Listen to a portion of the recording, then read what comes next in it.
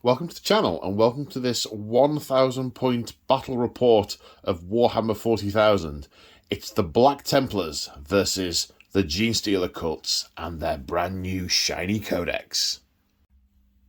This once great, thriving Imperial world has suffered the scourge of the alien.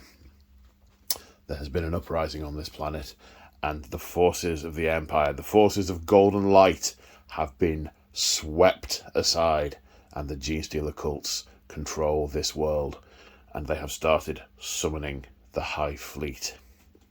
Now, this is a valuable industrial world, and the Imperium has sent a task force in response.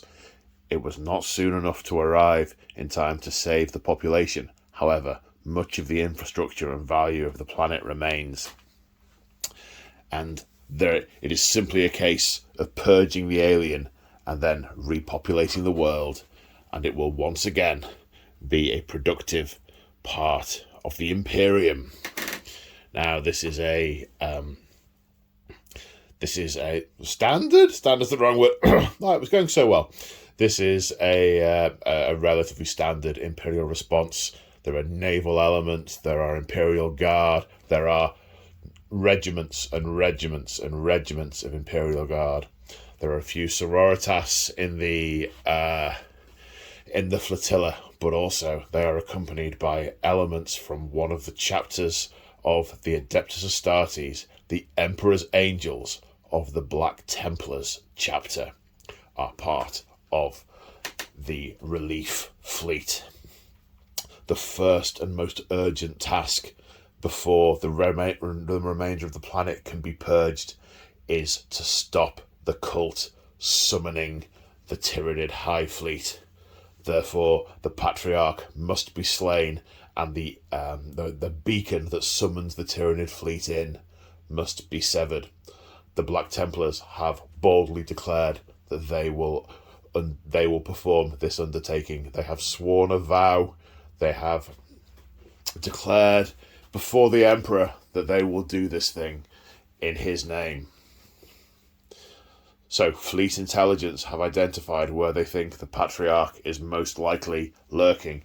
Now, Fleet Command was terribly nondescript when they said that our intelligence suggests. They didn't say the navigators and astropaths have determined that they think the strongest psychic entity is over here, because bit dangerous doing that with Black Templars around, because they are rabid anti-psyker haters. They abhor the witch, which does make me wonder how their ships get around in space. But yeah, I'm gonna wallpaper over that pretty quickly. Fleet Intelligence has pinpointed this area as the lair of the Patriarch. So the Black Templars land and intend to purge the alien, kill the psyker, and sever the connection to the Hive fleet that is drawing it in. Oh yes, it is. So, before I go any further, just a couple of things for people who are new to the channel. This is a game of solo hammer. I am playing both sides, both armies. I try to play each side as fairly as I can, taking it one turn at a time, trying to think what my opponent will be doing to counter at each point.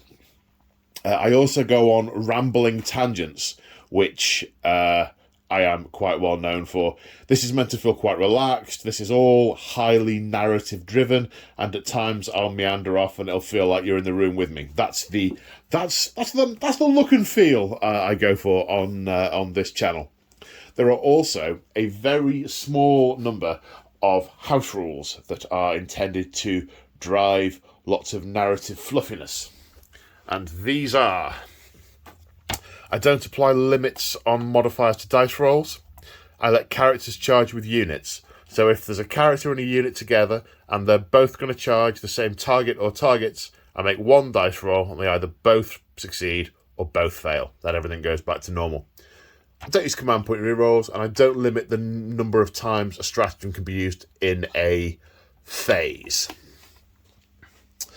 If that doesn't sound like your cup of tea, there are probably scores of other lovely bat reps on the internet that fit your your tastes better. But if that does sound good to you, stick with me, and we shall dive into this. However, before... Oh, no, not before.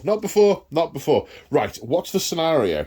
Well, open war cards. Now, you'll note these are my preferred way of playing 9th Ed 40k.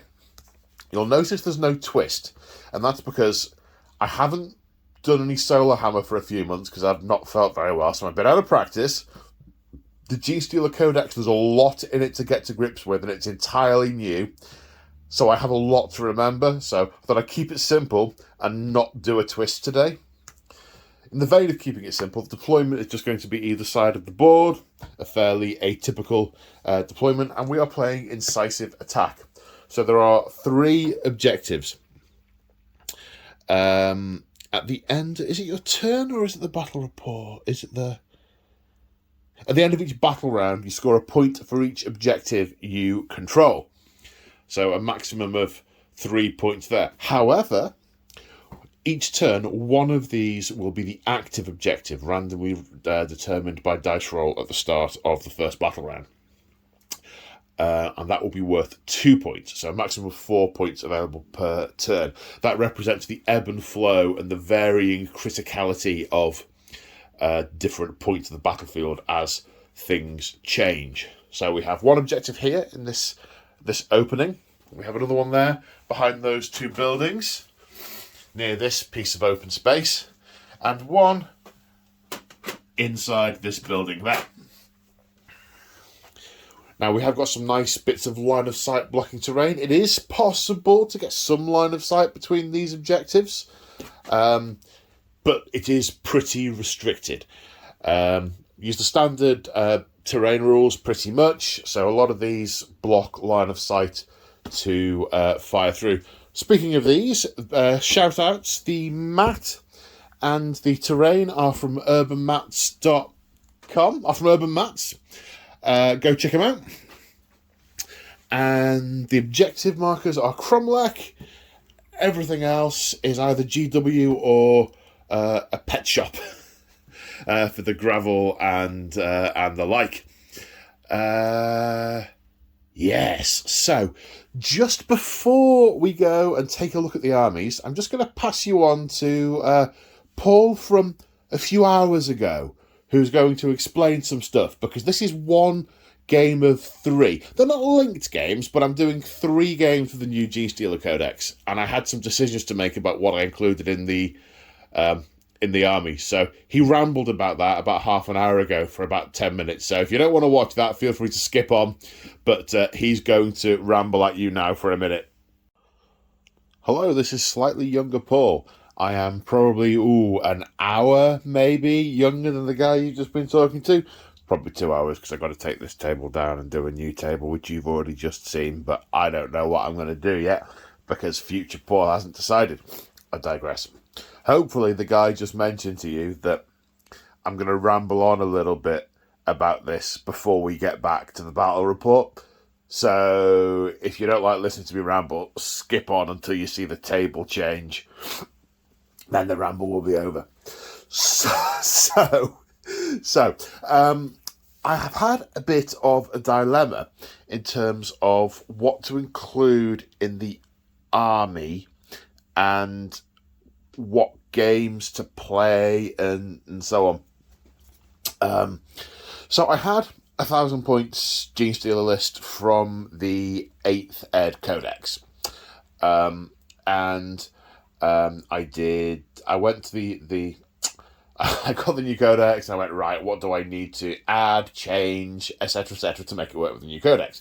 Now, I did a hobby vlog of that, and that's available in the members lounge. If you're interested in seeing that, take a look at channel memberships. That's how you get access to that. So I won't repeat what I said there, but basically I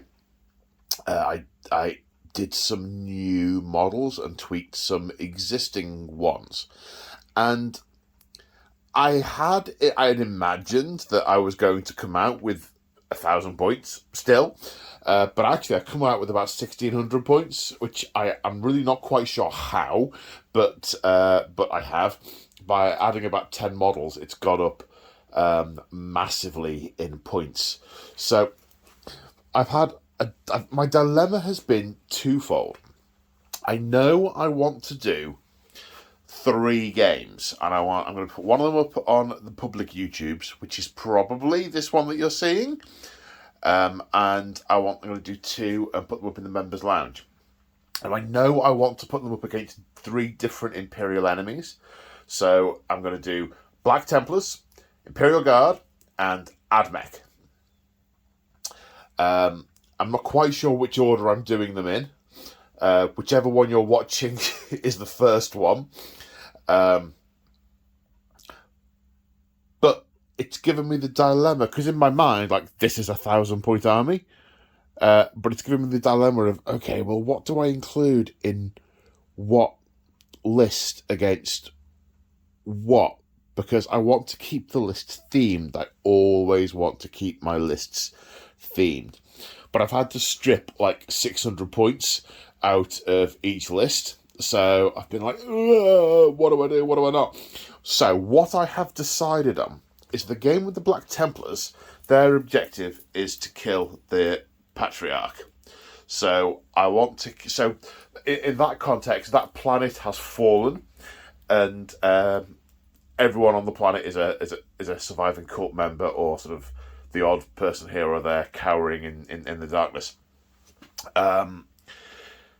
So I want to go heavy on the Patriarch and the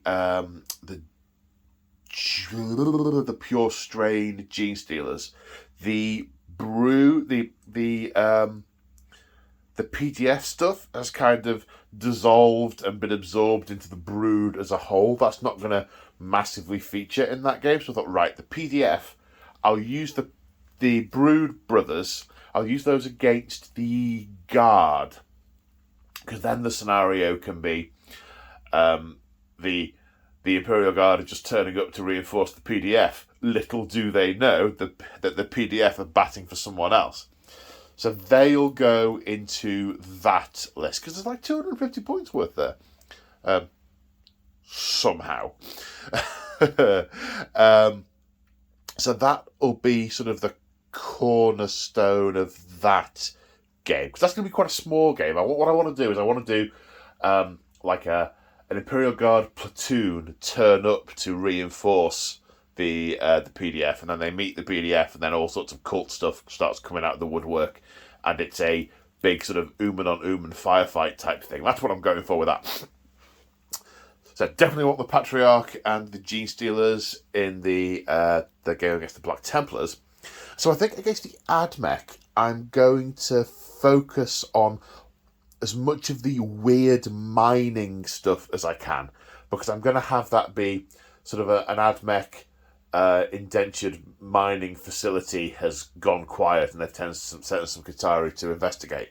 So I'm going to use the Reductor Saboteur against that, because the thing is, she's a new model, and I kind of want to portray the new model, because GW very kindly sent it to me for free, and I've painted her, and I included her in the hobby vlog when I was painting. But thematically, I didn't think it fitted with this Black Templars game.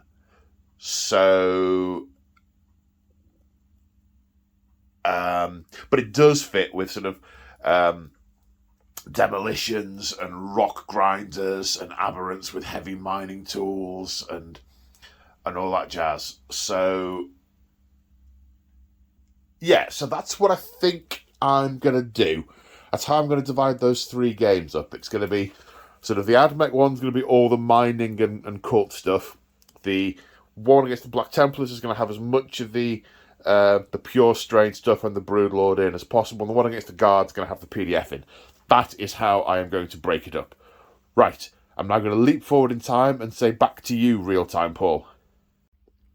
And here we have 1,000 points of Genestealer Cults, the cult of the 4-armed Emperor. Now, there's been a lot of discussion on the tubes about Genestealer Cults and the level of complexity. A number of people saying, oh, well, it's similar to Admech, this is too complex, and I'm just not going to play it in this edition for that reason. There's a lot to the Codex, but I don't think any particular bit of it, from my perspective, is too complicated. The AdMech one, very complicated. This is just, there are a few things to get your head around, but the individual things are relatively straightforward. But I want to explain those briefly now at the start, otherwise I'll forget mid-game, or the context won't be quite right, and it'll just look really weird.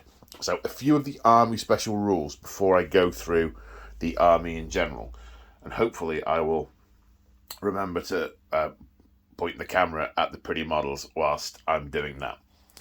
So one is conceal, that many units have. If a unit has conceal, then you can either, when you deploy them, you can either set them up in ambush or underground. Underground if they're an infantry or a bike unit. Ambush, when you deploy them in your deployment zone, you put a token down rather than...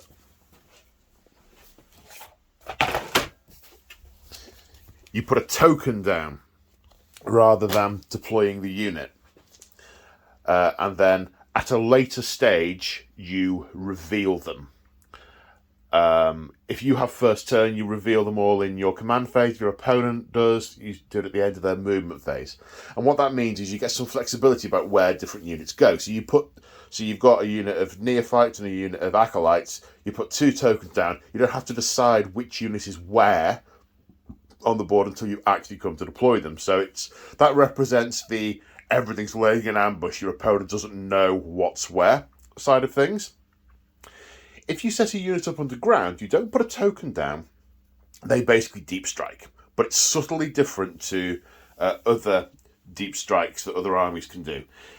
You can come on within 8 inches of an opponent rather than 9. That's a big change.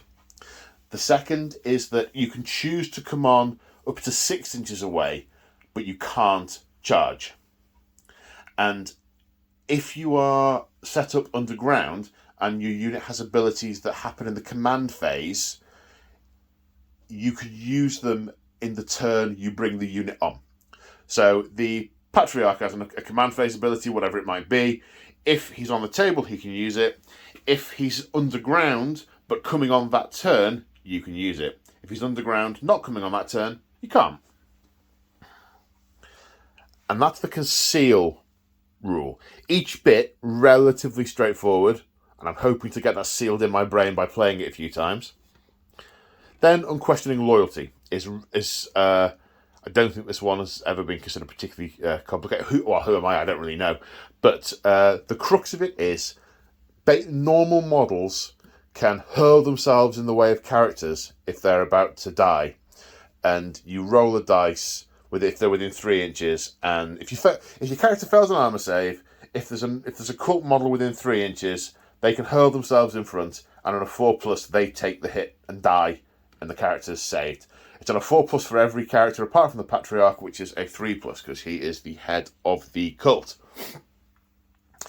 Now the crossfire rule. So there's a few layers to it, but basically, if a crossfire unit shoots at an enemy unit, let's pretend these unit of Genestealers are an enemy unit, if you shoot at them, they get a crossfire marker. It's not guaranteed, there's a few bits, but they get a crossfire marker.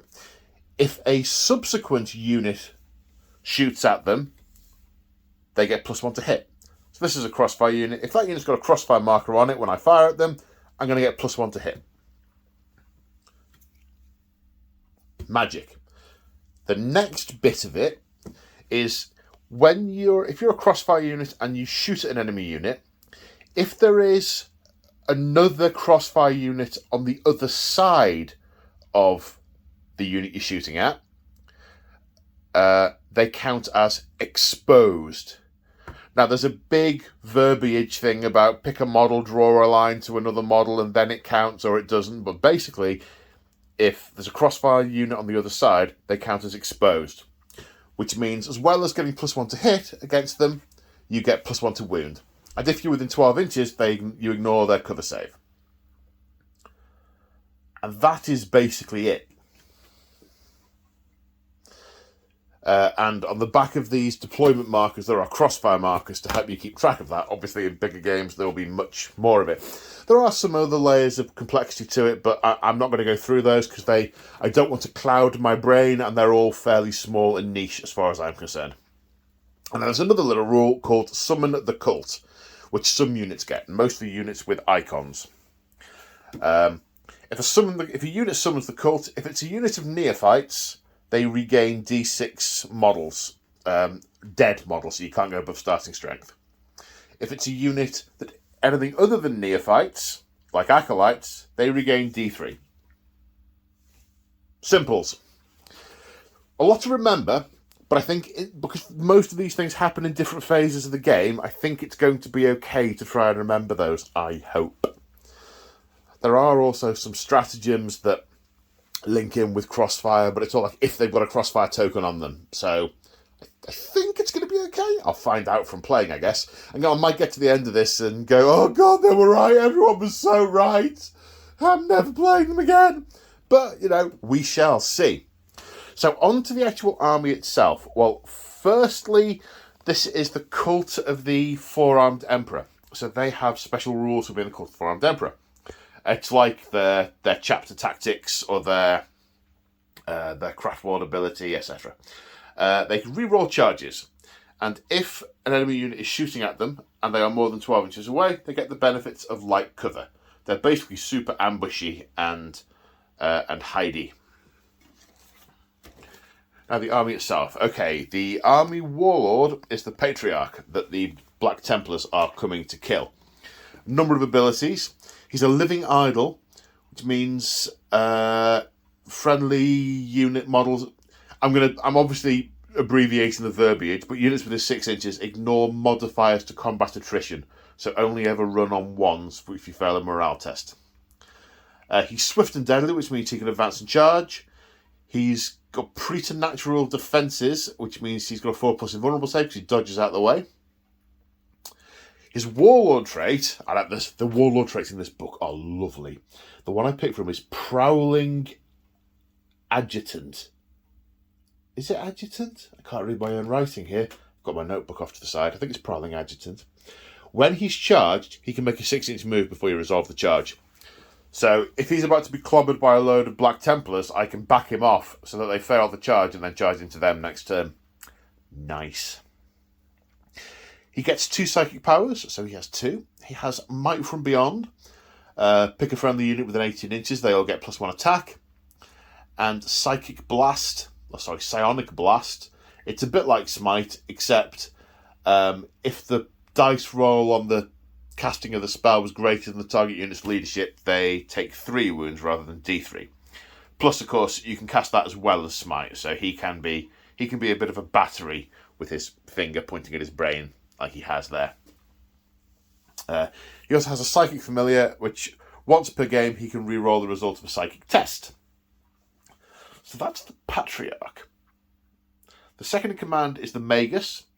He has a special rule called Spiritual Leader, which helps nearby units shrug mortal wounds in the psychic phase, but that won't be happening. That simply shan't be happening with Black Templars around. 2 psychic powers he's got.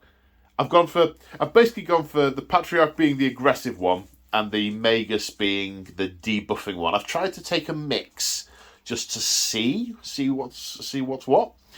He's got Undermine, which is the Four-Armed Emperor specific power.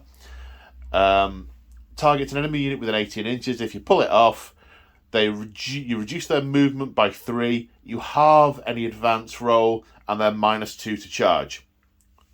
Might be handy against Black Templars. Both these armies want to get close, so it's going to be interesting and bloody. And then his second power is Mass Hypnosis.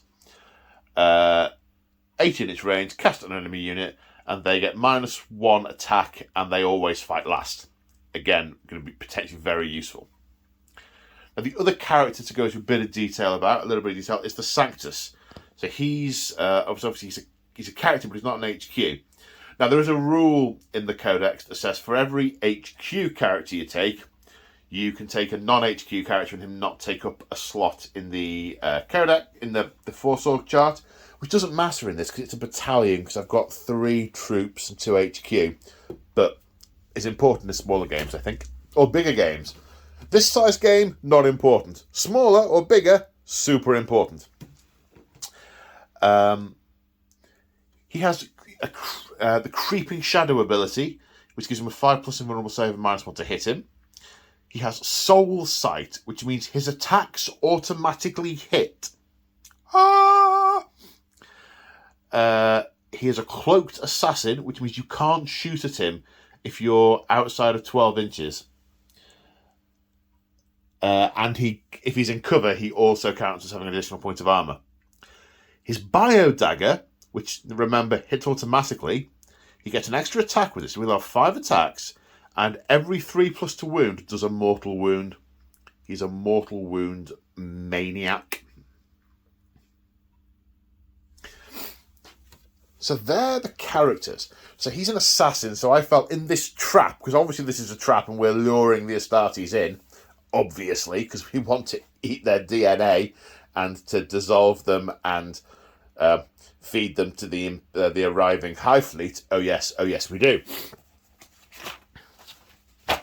Now, what else do we have? So, which way to do it? From left to right, we have a unit of 13 Acolyte hybrids. Now, these are 3rd or 4th generation cultists, so most of them have got look mostly human with a slight abnormalities. So a lot of these will have been able to pass as human in a lot of contexts. The 3rd generation ones tend to be the ones with more arms, and they tend to carry the big weapons. There's 13 of these guys. They've got auto guns, a cult icon, which lets them summon the cult. So this is how they get the D3 a turn back. They've got 2 grenade launchers and 2 mining lasers.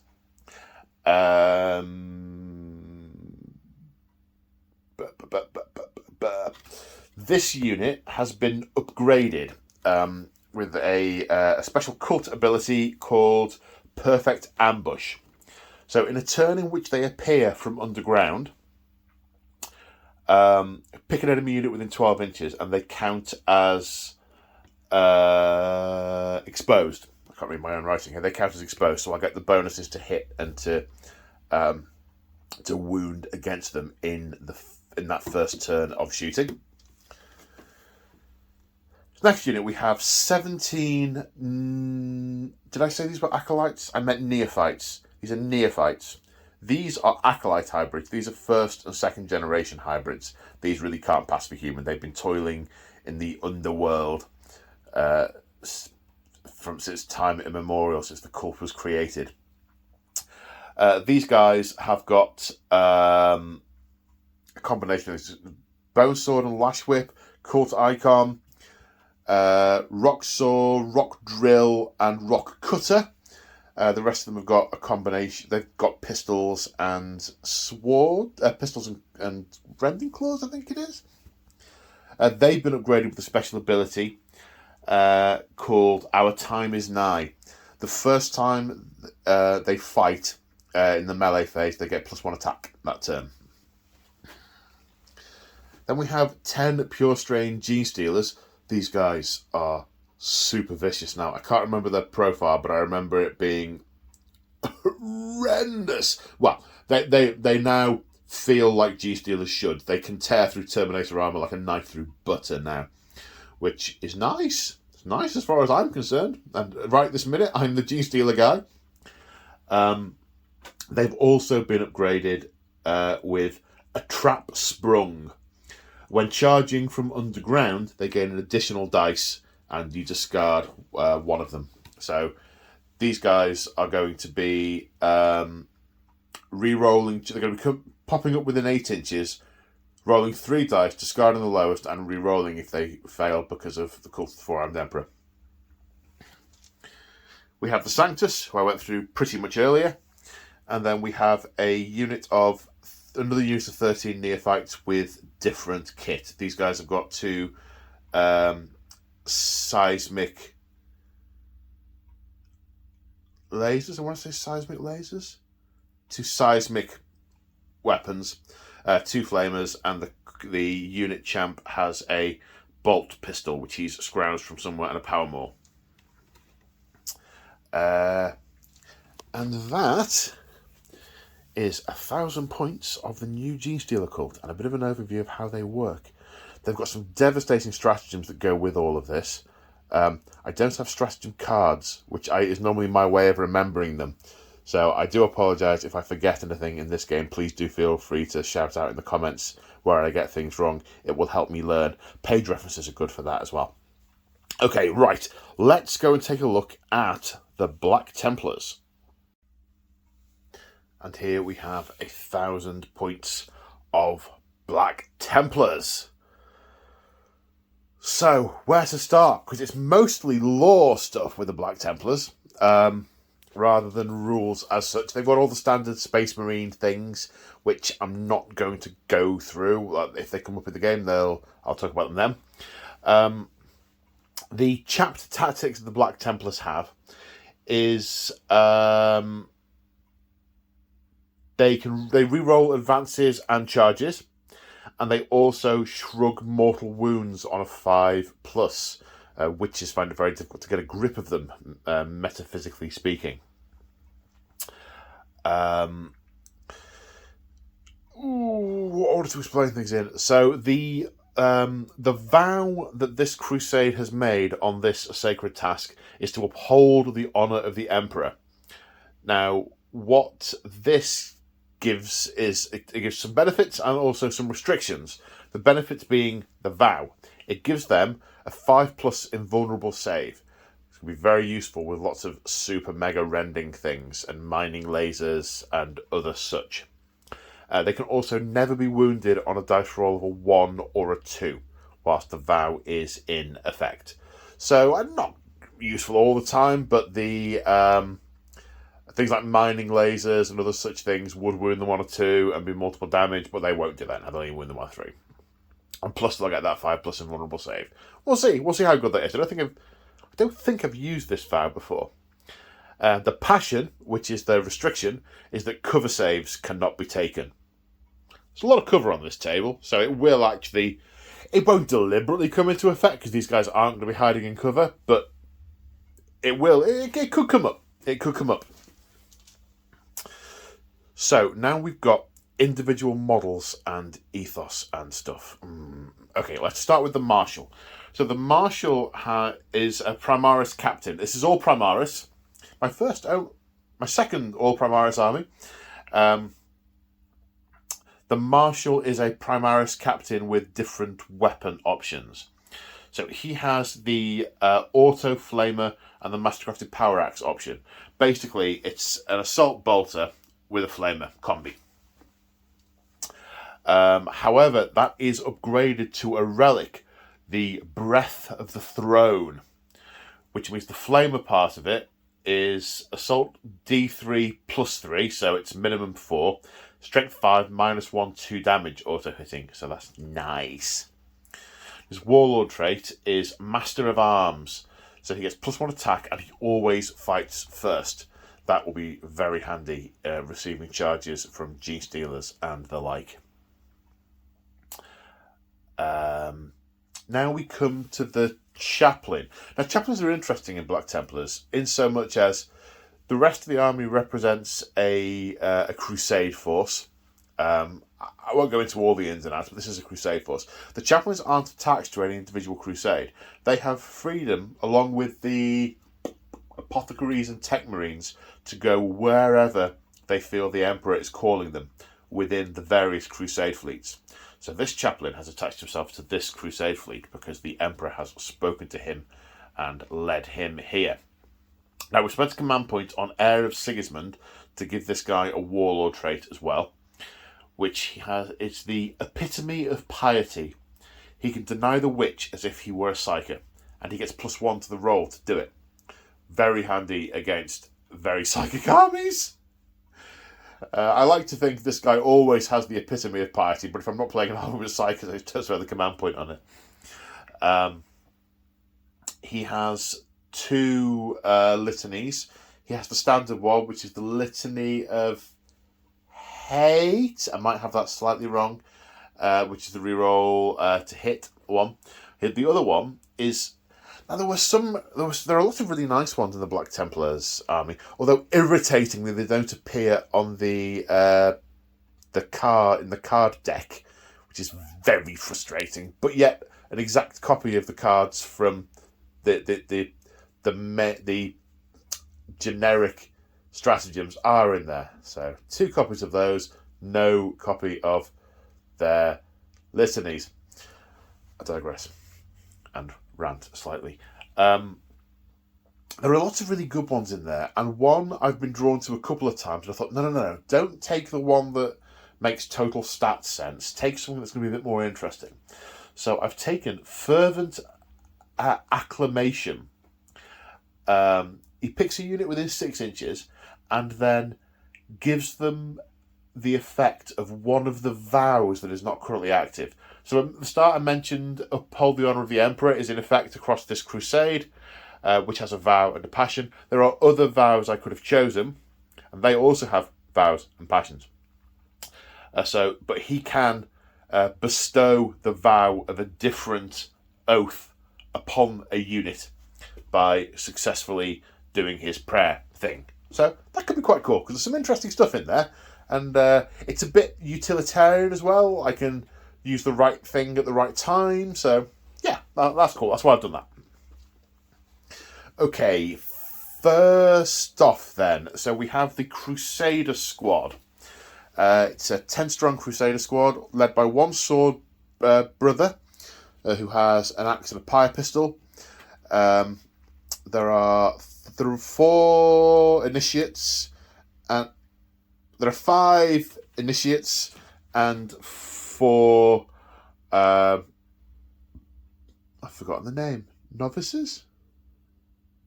Neophytes. 5 neophytes. Oh god, there are neophytes in both armies.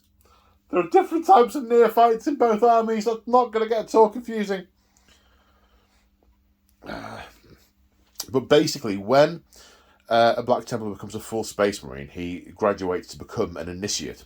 When he becomes an initiate, he is given a neophyte to train and tutor, and they accompany them at all times, and they form together Crusader Squads, and a Crusader Squad is led by one of the Sword Brethren.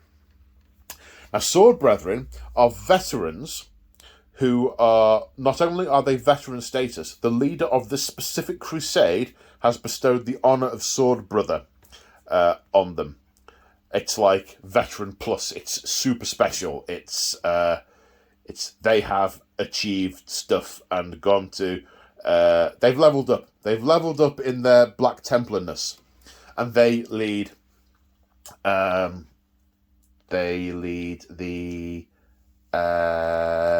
their Crusader Squads.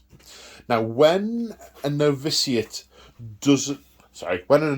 when a full Marine doesn't have a neophyte to look after, they don't go into Crusader Squads, or they don't necessarily form Crusader Squads. They can take on other battlefield roles as their whims dictate.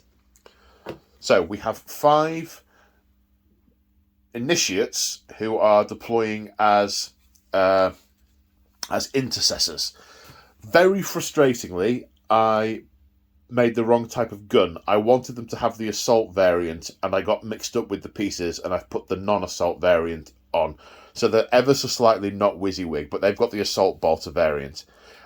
I realised after I painted them, when I came to look at some of these others that have got the different barrel chamber, and I thought, oh no. And I concluded I would have to rip up too much of the model to actually change it, because the surface area contact of that piece is massive, and I messed up. I know Quipster Nerd magnetizes his so we can have all the variants, but he only plays like a model a year, so I guess that's why. Power Fist on the Veteran. So it's led by a veteran, not a sword brother. Veterans can basically deploy as they choose at any point. Often they will lead squads. These 3 veterans have chosen to deploy as Blade Guard veterans, so they have the swords and storm shields. Then over here we have 3 Marines who have deployed as aggressors.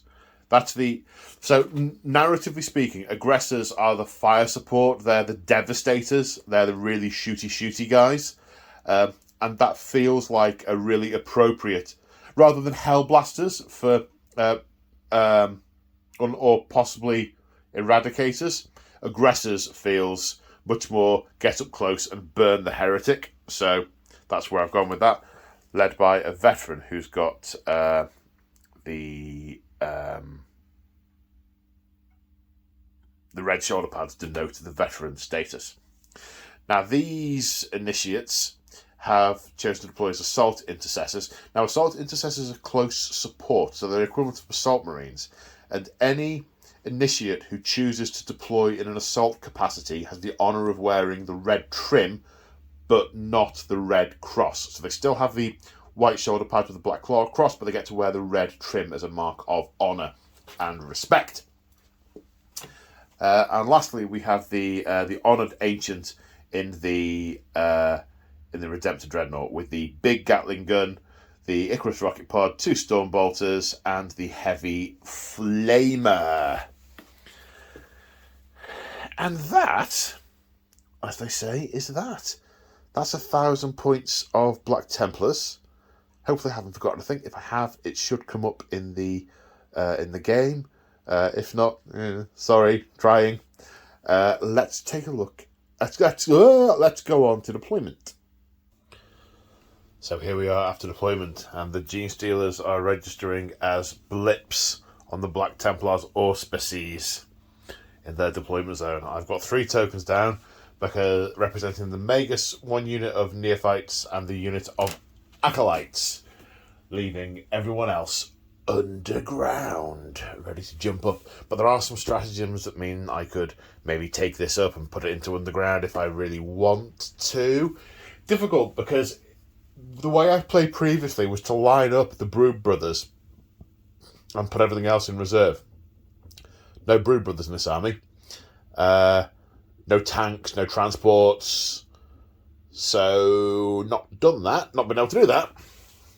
Right, what have the Emperor's Finest been doing? Well, nice and simple. 3 objectives, 3 parts of the battlefield, split the force kind of into 3. So, the Intercessors and the Blade Guard Veterans are going to go up here. The Assault Intercessors and the Flamestorm Aggressors are going to go up there, accompanied by the Chaplain. And the Crusader Squad, the Marshal and the Dreadnought are going up the centre. For the Emperor, etc. Not a huge amount of thought, except for things like the Dreadnought can go either way to support on those 2 objectives and can use Wisdom of the Ancients to potentially throw off some buffs. The Marshal equally can go either way to support over here if he needs to. On the 2 flanks, I've had 2 Intercessor units and 2 Elite units. I've put the punchy Elite with the shooty troop and the shooty Elite with the fighty troop. And the Chaplain has gone here for the rerolls to hit and so on, because they're more likely to be fighting than anything else. So, a couple of things remain, and I'm not sure what order I'm meant to do them in. Start the battle round, we see which objective is active. So a D3 roll for 3. So objective number 3 is that one there. Right, I'm going to mark it up with a different colour, so I remember that one of them's active. So that's the active objective. So that's worth 2 points this term.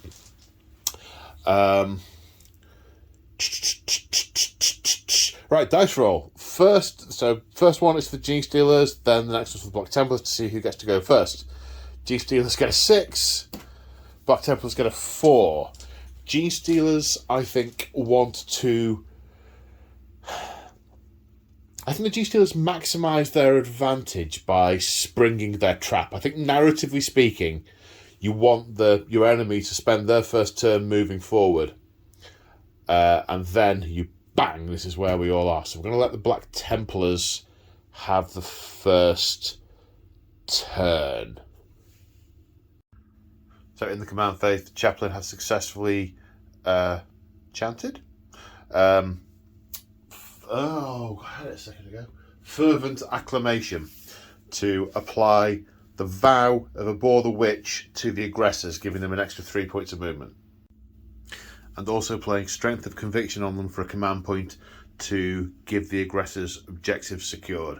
They are going up and they are going to hold that objective from the heretics. Okay, so it was more or less advances all across the line. The aggressors, even with their reroll, have fallen about a centimetre, about half an inch short of the objective, which is frustrating. But there are other things that I can do later. The assault intercessors had to cope with getting over this wall, so even with a decent advance, they've only made it to there. Chaplain following up.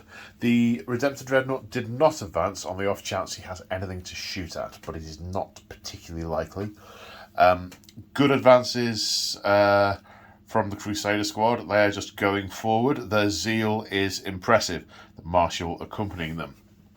Now over here, what would normally I would have expected to happen over here is the intercessors to sit on the objective and the Blade Guard to be looking for something else to kill. However, the Auspex shows blips up ahead, so the intercessors have advanced, and because they have assault weapons, despite the fact I've modelled them wrong, it's going to annoy me forever. I'm going to have to do something about it. It's going to annoy me forever.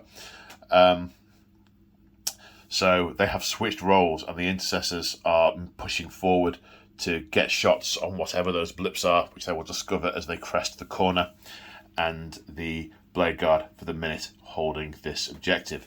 So it is the end of the movement phase. So now the Genestealer player needs to deploy the units that were set up with ambush tokens.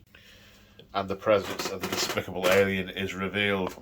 The neophytes and the Magus over there. Of course, I could have swapped these round. I just put the markers down. I could have put the units anywhere, although this is what I intended. The Genestealer guy could have changed them around. And the acolytes over here, the building, sheltering in the lie of the building, being very safe from the aggressors and the assault interceptors, or the assault intercessors, although having to stay tucked to the left to be safe from the dreadnought. Okay, so on to the shooting phase for the Black Templars. Okay, so the intercessor with their assault bolt rifles are 3 shots each, so 15 shots. They advanced, so hitting on 4s. No rerolls or anything. Ooh, look at all these 3s. Okay, these are the hits. Strength 4, toughness 3, so wounding on 3s. That's 5 wounds. Now with Cult the 4-armed Emperor, because they're more than 12 inches away, they count as being in light cover, so saving on 4s. 2 die. No charges, which takes us to the fight phase. But in the fight phase, I'm going to spend a command point on the aggressors on the Devout Push stratagem. So if the unit is not engaged with an enemy unit, it can make a 3-inch move as long as it moves close to an enemy unit or an objective. Boom, OBSEC. Let's see how that plays out. So just onto the morale phase. The neophytes lost 2 models, so can fail on a 6, which they do not. So let's go on to Genestealer's turn 1. Okay, so it's the start of the turn. I haven't done anything yet. I just wanted to share my thinking and my dilemmas with you. So, the Black Templar guy has done some shenanigans over here. He's pushed the aggressors onto that key objective. Now, I want it. However, obviously those Flamestorm aggressors are painful. I've got 1 wound, low toughness, low save units, so they will absolutely wreck face. I mean, I expect, what is it? It's 2 flamers each, so that's the 21 hits on average. Now these guys are toughness 4 these days. That should only be 10 wounds. That's more than half the unit gone to Overwatch, and I could be unlucky and lose more. Now there is a way of avoiding the Overwatch, and that is there's a stratagem that I can't recall the name of just off the top of my head, but if a unit has got a crossfire marker on it, you can play this stratagem and it can't fire Overwatch. So if I can get a crossfire unit to shoot at the aggressors and put a crossfire token on them, then I can charge them without being fired at. However, so I could bring my my neophyte unit in here, light them up, crossfire token, then these can charge in. However, if I come in here in range to do the shooty shoot, they can auspex scan and then auto hit me, and the neophytes are even squishier than the acolytes. So I'd be sacrificing the unit, and I wouldn't even guarantee the crossfire, because you have to have a certain number of units to be able to, a certain number of hits to get the marker. Otherwise, just one las round pinking off their armor and they go, yeah, what am I bothered? So that's part of the dilemma, is how do I get this punchy unit onto that unit? I mean, I could, if I was being whack, I could just walk the acolytes up and outnumber him on the objective and not charge, but that is really not a Genestealer thing to do, so I'm not going to be doing that. But I'd definitely be sacrificing my neophyte unit to do that ploy. I've also got the Patriarch and the Pure Strain Genestealers in reserve. And I've got the Sanctus, but the Sanctus isn't well suited to this scenario and against this opponent, because they're all 2 wound models or better. And he does mortal wounds, which is nice, but Black Templars can shrug mortal wounds.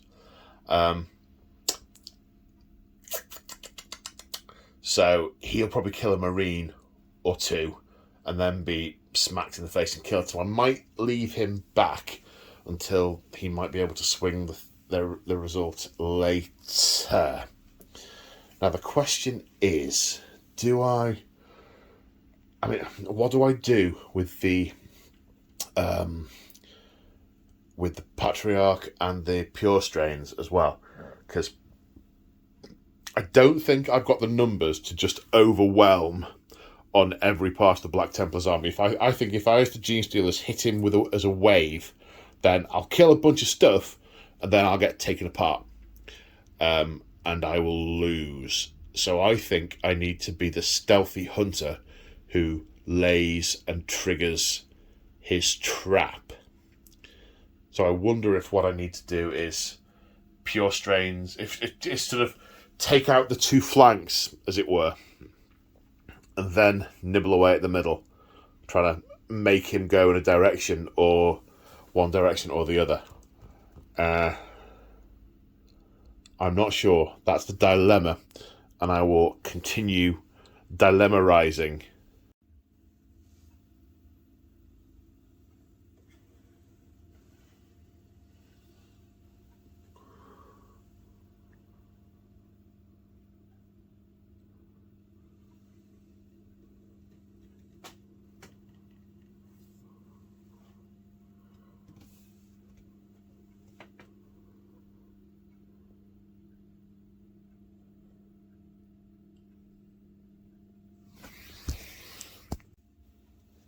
Okay, so here we are after the movement phase. These neophytes have foregone their carefully laid ambush in order to get the crossfire marker on these aggressors. It's costing me 15 points. Well, it's 15 points I've spent that I can't utilise and would have made shooting them much, much nicer. However, I think this is the best. This is the best thing for the cult, and that's what they're all about. So a moment ago, I said the Sanctus was going to hold back, but he has spied the back of a juicy target, who he can maybe, just maybe, he's probably got 6 ways, so he probably can't, but he can maybe take down. We're trying to leave the centre of the table isolated, and we are swarming on this side. Try something funky with the camera there. Don't know if that worked, but I'm sure I forgot a whole bunch of stuff. And I know there are other things I haven't mentioned. Anyway, right, so this unit of neophytes, I have elected to deploy outside of 12 inches, so I can still get the shots on them, get a crossfire marker on them, so that they're basically giving covering fire to the acolytes to charge, so they will not get flamestormed. Now the acolytes, of course, because of their cult ability, what they call proficient planning ability, they are going to get +1 attack. Nice. So these guys have foregone their proficient planning ability, but that's... not every plan survives contact with the enemy. That's definitely the best thing for the cult, is to keep their heads down. Although why the guys in Gravis armour are going to be keeping... It's the mining lasers! It's the mining lasers!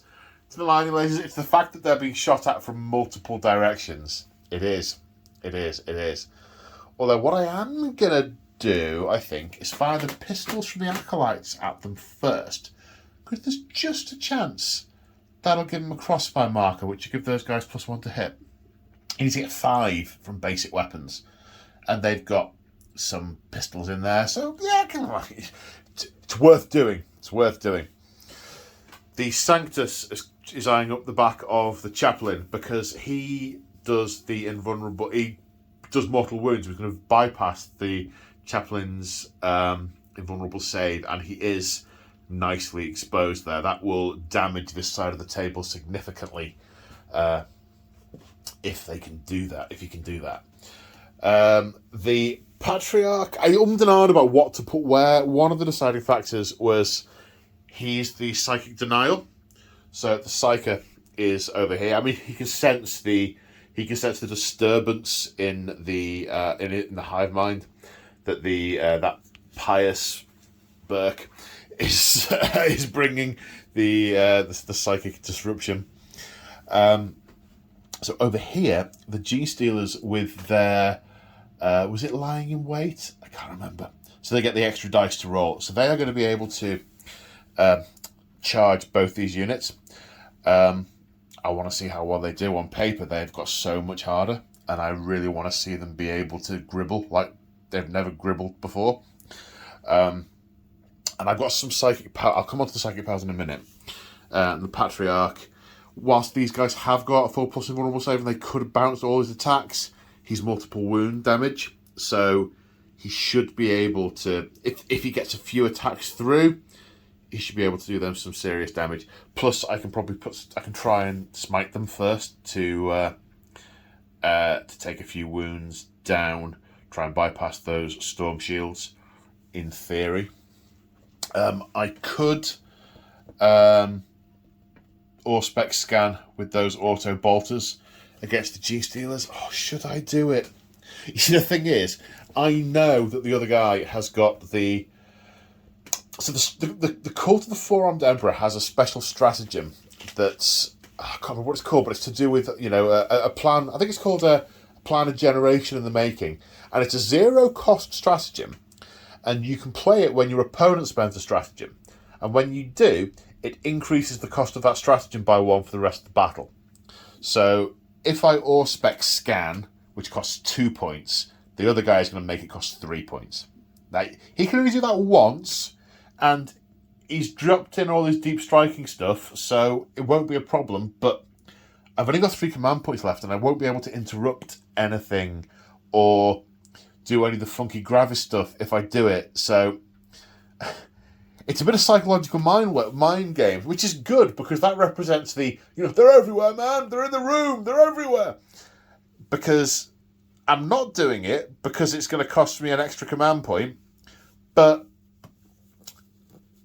he's still going to be able to do that later on a different stratagem, one that I might want to use more than once. 15 shots, so that's 7.5 hits, 3 wounds, 2 rolls. I've killed 2 Genestealers. No, it's not worth it. It's not worth it. Bit of arithmetic hammer there. These guys advanced because they can. There's a stratagem I can use called echoes, or genetic echoes, or something like that. I'll get the name right in a minute. No, I'll get the name right now. Genetic lineage. So you can use it on metamorphs or on acolytes, and they can charge even if they've advanced. So I thought, brilliant! I'll advance them, get loads of them dead close, and really weigh in. Oh, I rolled a 1. I could have spent another command point on making it a 6 beforehand, but I thought, that's a bit excessive. What are we going to do? Rolled a 1. Over here, we've kept the heavy weapons still. I was in a bit of two minds as to what to do with this, because I couldn't get close enough to get in rapid fire range with the auto guns, because I could have moved them into here and got shot to the Crusade squad, but then been hit by the Crusade squad in return, which they might do anyway next turn. I don't know what the other guy's going to decide. What to do with the Magus, who's moved here in the end, was a question, because his 2 psychic powers are debuffing psychic powers, but they're both 18-inch range. They both require line of sight. I wanted to put the reduced movement on the Marshal, so he couldn't then go and wade into here once the Genestealers have he couldn't go in and support because it'd be slowed down. His movement would be much slower. Or the one that debuffs attacks and makes you go last. I thought I'll put that on the Crusader squad, so if they do pile in anywhere, they're seriously hampered. I thought, yeah, great. But I can't get line of sight. So instead, I'm planning on debuffing this squad and staying on the other side of this building so I can't be shot at unless they go into the building. And we'll see what they decide to do after Genestealer's turn 1, when the dust settles a bit. So they've moved to here to basically to protect the Magus, who's had to move forward to get into range to debuff these guys here, the intercessors. So that's all the movement. That's the plan. Now we're on to psychics. Okay, so I just discovered something. I thought these could only manifest 1 psychic power each. They can't. They can both manifest 2 psychic powers.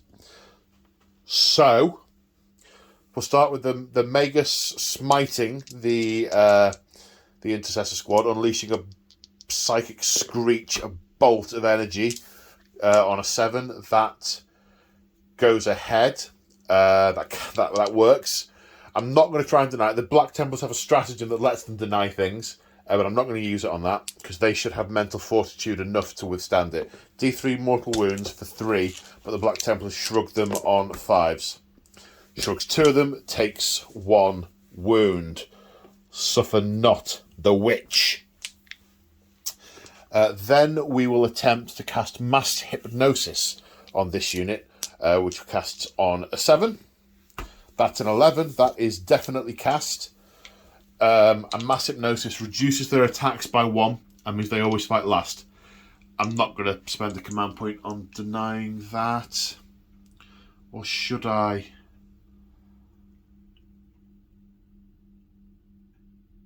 No, I'm not going to spend that one. Okay, now the Patriarch is going to attempt Might from Beyond on the Genestealers, the Pure Strains, which is cast on a 6. That's an 8. That will give them +1 attack. Let me check the wording of the stratagem that I can use to deny. Yeah, the stratagem is Abhor the Witch, and it just has to be, if it's used within 24 inches of a Black Templar unit, it can be used. And I think I would like to take the extra 10 attacks off that Genestealer unit. If I'm going to stand any chance of weathering this, that needs to be reduced. So 1 command point on Abhor the Witch. which the... Oh, do I? Right, I'm now the Genestealer guy again, trying to work out if I want to use a planner generator in the making to make that 2 command points for the rest of the battle. He's going to use that a couple of times. No, not that one, not that one. A planner generator in the making doesn't feel like a psychic thing. I can't plan for him to be less faithful, doesn't seem right. So on a 4+, though, he will deny the witch. Nope. So it still goes ahead. The Genestealers still get those extra attacks as that psychic power is manifest. Right, now the next one... And then the Patriarch will cast Psionic Blast on a 5.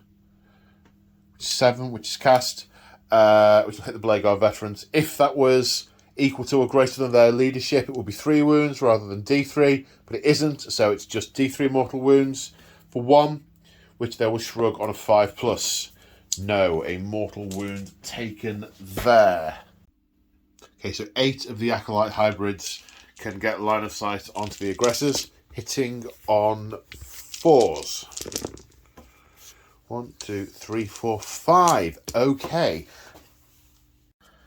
5 hits means they gain a crossfire token. They are now caught in crossfire. They're not exposed because there isn't another unit directly on the other side. These are strength 3, so a wound on 5s, toughness 5.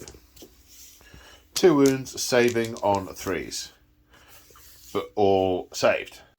I just realised, I forgot to mention, in the command phase, this unit of neophytes summoned the cult. That's what the icon gives you. So in the command phase, I regained D6. Well, there were new cultists coming up from underground.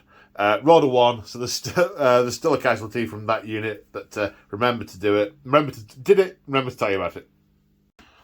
Right. So now the neophytes open up. Now they have a crossfire marker on them, so they get +1 to hit. Starting off with 2 mining lasers. Now these are heavy, and I moved, so -1, but crossfire marker returns them to hitting on 4s. Both hit. These are strength 9, so we'll... Do I want to transhuman?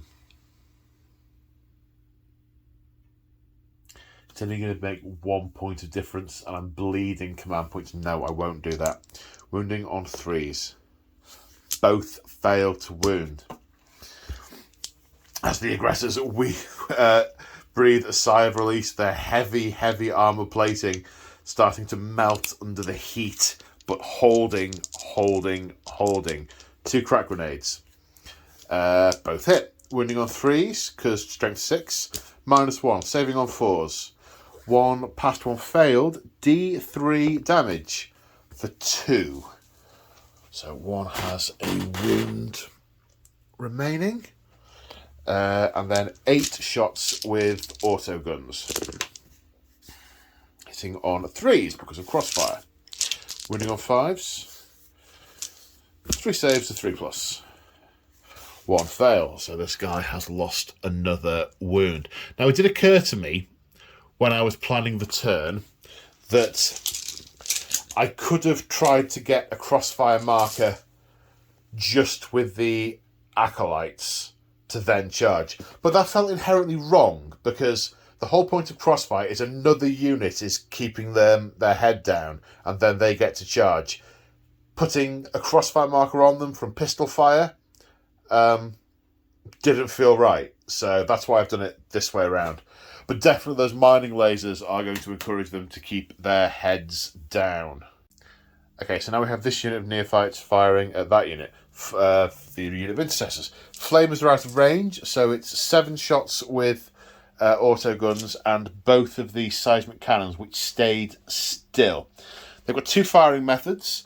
I'm going to go with shortwave, which is 24-inch range, heavy 3, strength 6, -2 damage. Ouch. Oh no, fire the auto guns first, because one of the guys has only got 1 wound. Hitting on 4s. There's no crossfire marker on it, although they now acquire a crossfire marker. Oops. Sorry. they now acquire that crossfire marker. It was 5 hits, wounding on 5s. 2 wounds, 2 saves to 3+. Yes, both saved. So now we come to the seismic cannons. Hitting, they didn't move, so hitting on 4s. 3 hits. Strength 6, so wounding on 3s.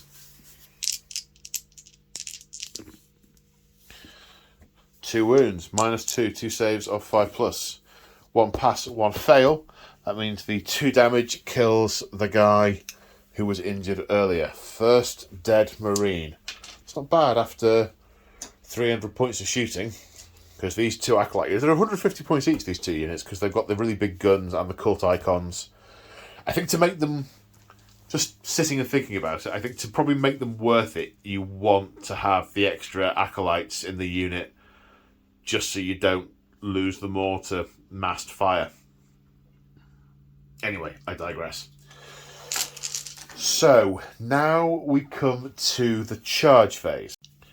So, 2 command points spent over here. 1 on genetic lineage to allow them to advance and charge, and another on covering fire to prevent the aggressors firing Overwatch.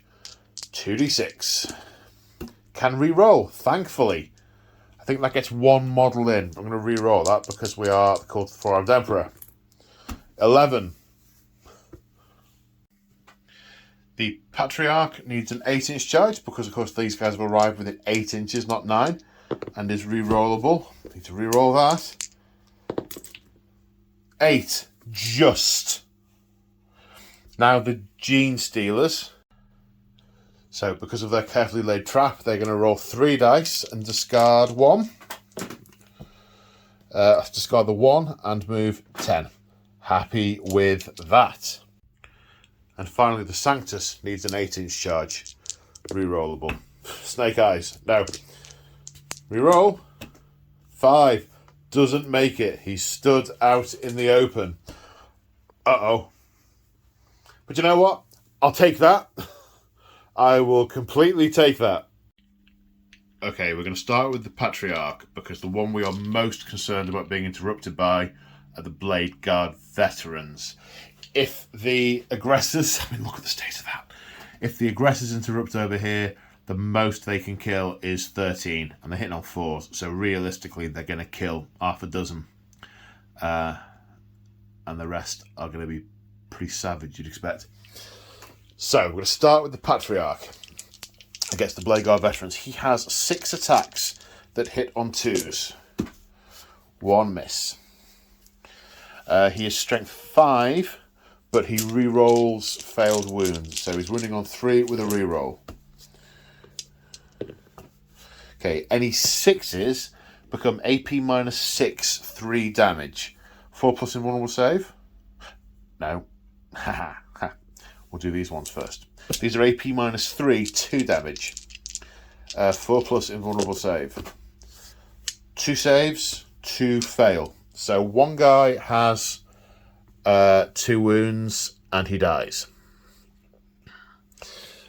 The next guy loses 2 wounds, goes down to 1 wound, and takes the save from this one, again 4+, which he passes. Okay, the Blade Guard veterans are paying to interrupt. The Genestealer guy could make the cost of it 3 command points, but that seems a bit, I don't really want to do that. So, 2 command points to interrupt. The Blade Guard Sergeant has 4 + 1 for Shock Assault, and the other guy has 3 + 1 for Shock Assault. Now, these are all hitting on 3s. We want to try and sever the head. All hitting on 3s. Okay. Are there any rerolls or anything? No, they're not close enough to anyone. What are these other rules I can see? No, they're for Death Guard and Wolf Guard. Deathwing and Wolf Guard. Death Guard!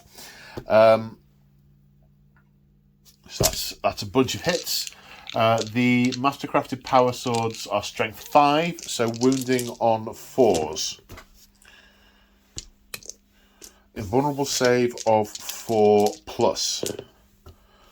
2 failed, 2 damage each.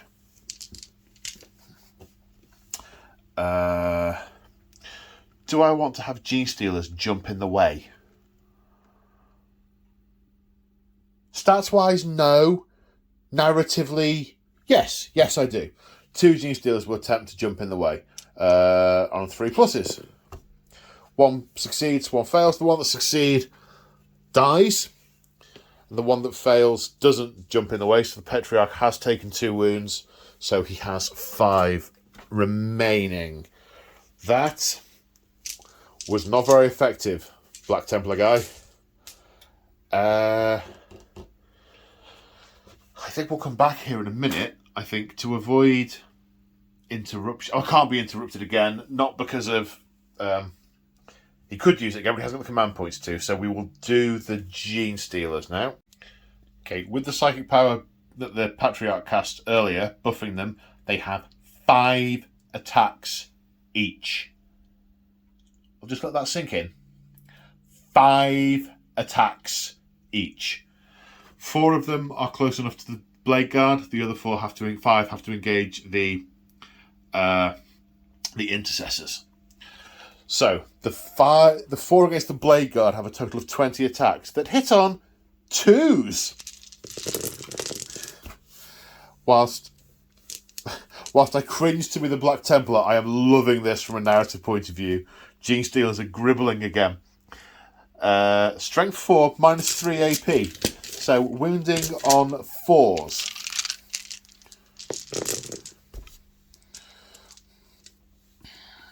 That is 10 wounds at AP -3. Now the relic, the storm shields, power fields burst into life, trying to keep the aliens off them, saving on 4+. 1, 2, 3, 4 get through. That is enough to take the unit. I'm just trying to think. They've got a shrug. That's against mortal wounds. It is. That is the Blade Guard unit done. OMG. Then the 5 Genestealers against the Intercessors. 25 attacks, hitting on 2s. We can't afford to let one of those things in here.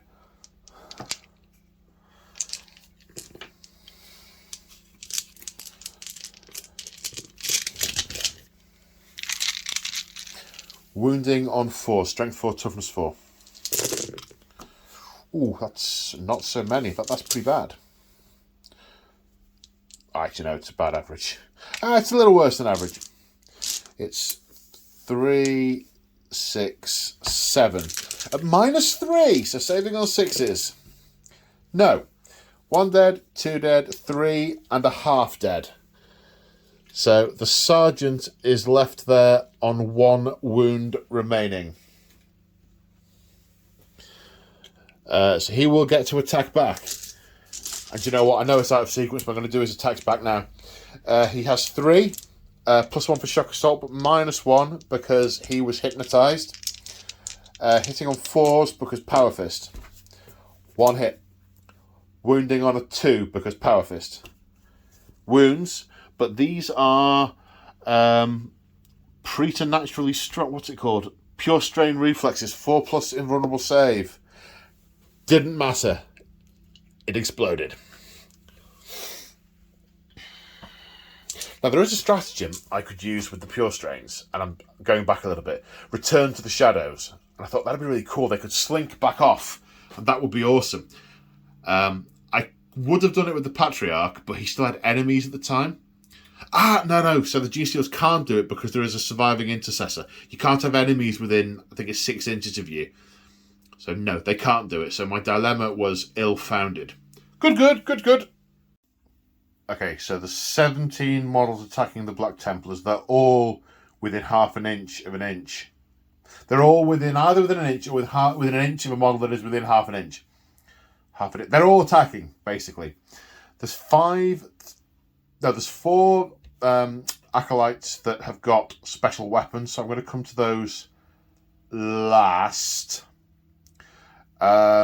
Which means we have 13 that are attacking just with their cult claws and knife. You get an extra attack with cult claws and knife, making it 3 attacks each. But because of their precision planning, is that what it was called? I think it was called precision planning. They also gain an extra attack. So they have 4 attacks each for a grand total of 52 attacks, hitting on 3s. Strength 4, toughness 5, wounding on 5s. So that's 15 saves at -2 with 8 wounds to get through. This is before we do any of the special weapons. -2 saving on 5s.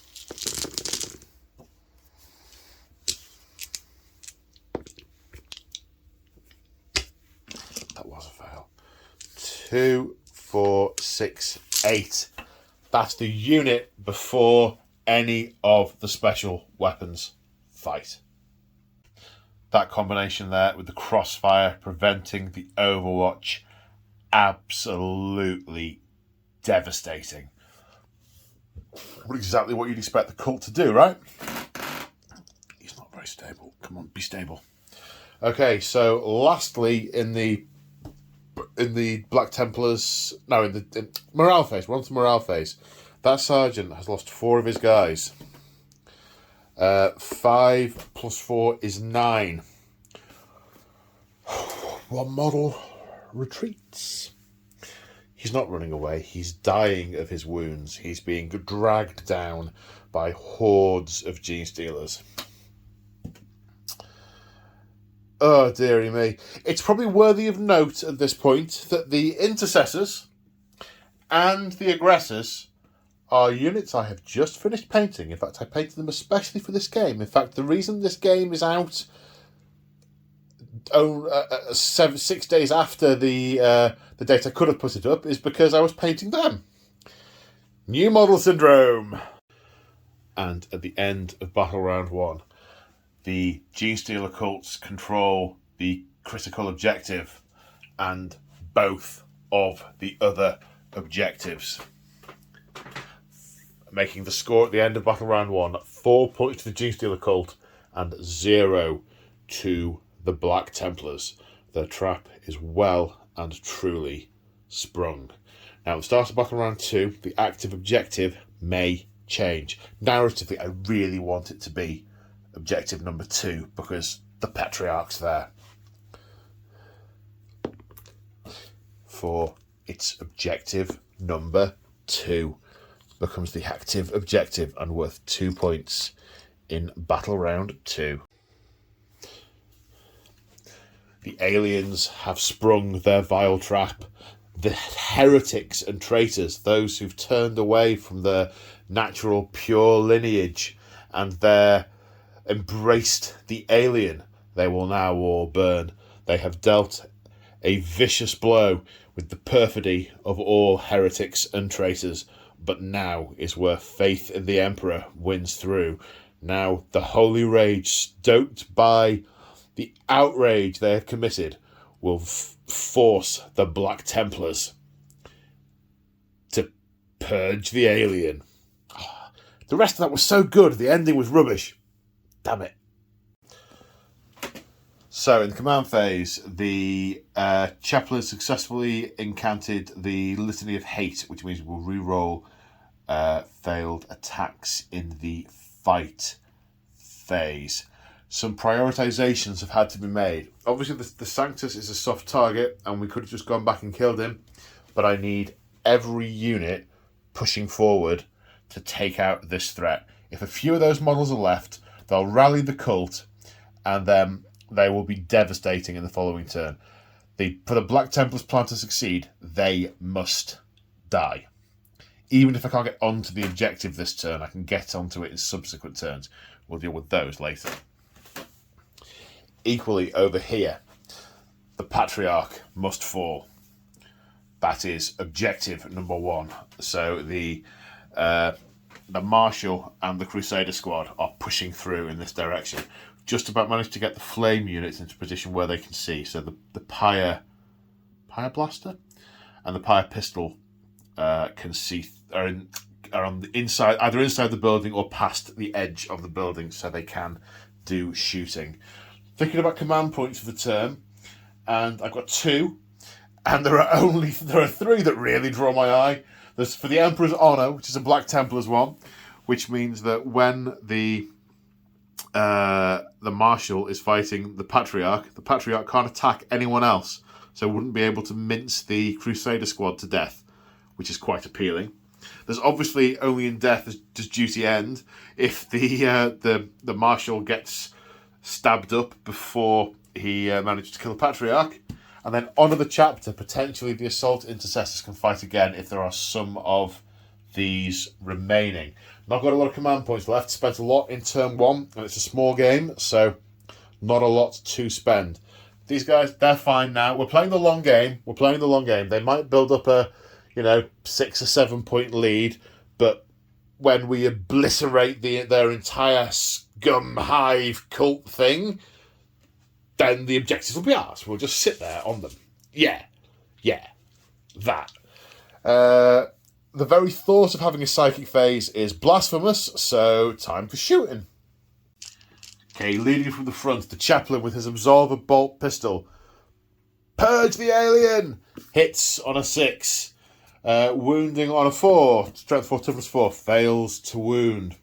Then we have 5 heavy bolt pistols from the Assault Intercessors. Hitting on 3s. Wounding on 4s. No. These aliens are highly resistant. They have tough chitinous hides and are wearing some kind of carapace-y thing and kind of half behind a wall-ish. So it is for the ancient, the honoured brother to do them in. It was tempting to put the... still a little tempting to put some of the long-range fire into these because the Assault Intercessors are going to get to reroll hits. And they're pretty choppy. There's going to be 20 odd attacks there.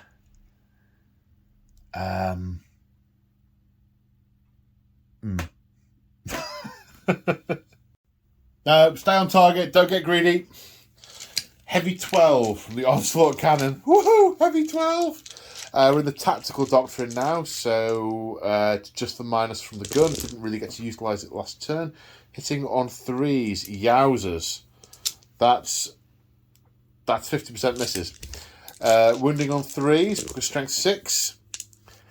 Only 4 at -1. Saving on 6s. And they save one of them, so that's 3. Then D6 hits with a heavy flamer for 1.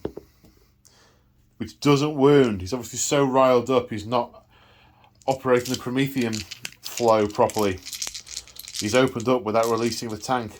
Stormbolters hitting on 3s. Look at all those 2s. Wounding on 4s. 2 wounds. -1 because of Tactical Doctrine. Saving on 6s. No. 2 more die. Then D3 shots from the Icarus rocket pod for 1. Which hits. And wounds. Save of 6. No. Kills another one. Now the Marshal firing the Breath of the Throne straight at the Patriarch. D3 plus 3 hits for 6 hits. Strength 5, toughness 5, wounding on 4s. The AP is irrelevant because he saves on 4s invulnerably. 2 have failed, so 2 Genestealers are going to attempt to hurl themselves bodily in front of him on 3s. Both pass. 2 dead Genestealers, and the Patriarch is unharmed. But there is the auto bolt element of the weapon, which will hit on 3s. And wound on 5s. 2 wounds, also saving on 4s. Saved. Now the Crusader squad have been ordered into the Genestealers to deal with the crowd. So, a combination of bolt carbines, auto bolters, and bolt pistols, all of which are strength 4. These are hitting on 3s, rerolling 1s because of the presence of the Marshal. There's a 1 who can reroll. That was also a 1.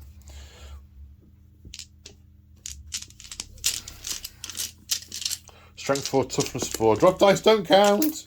I'm wrecking the place.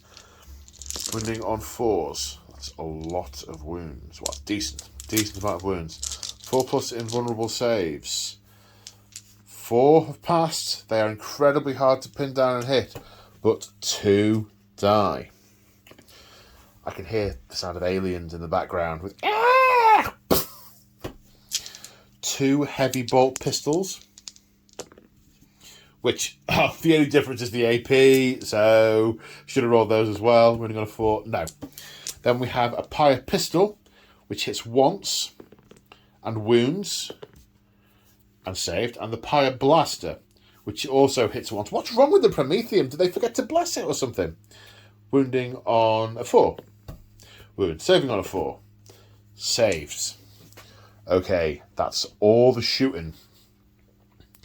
We are on to charging.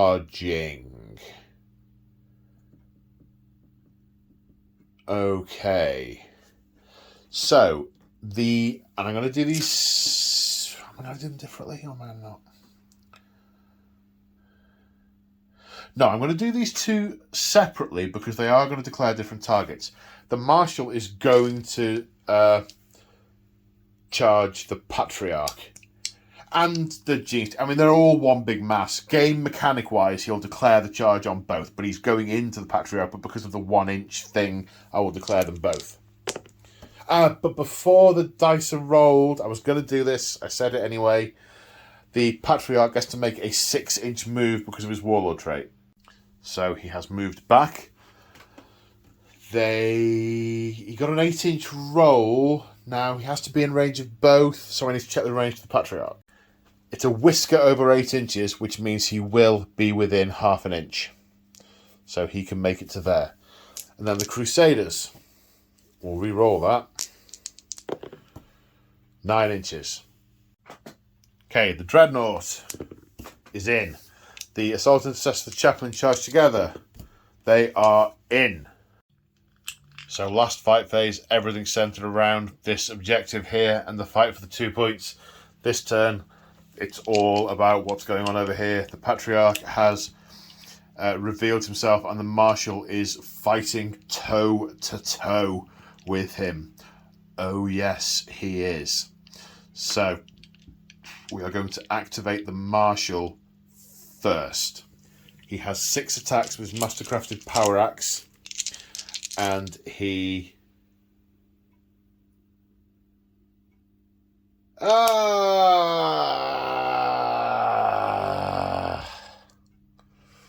just remembered something. And I think it only affected the Intercessors. They all have a 5+ invulnerable save because of they're upholding the honour of the Emperor. And they took some -3 hits. Drat.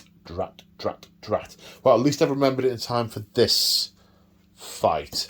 And the aggressors were only being taken down to 5s anyway, so I don't think it's so bad. Okay. And for anyone who's already commented, thank you. Do help me with these. I'm sure I'm missing some opportunities for stratagems and things. Yeah, anyway, right. So, Marshal, 6 attacks hitting on 2s. 4 hits.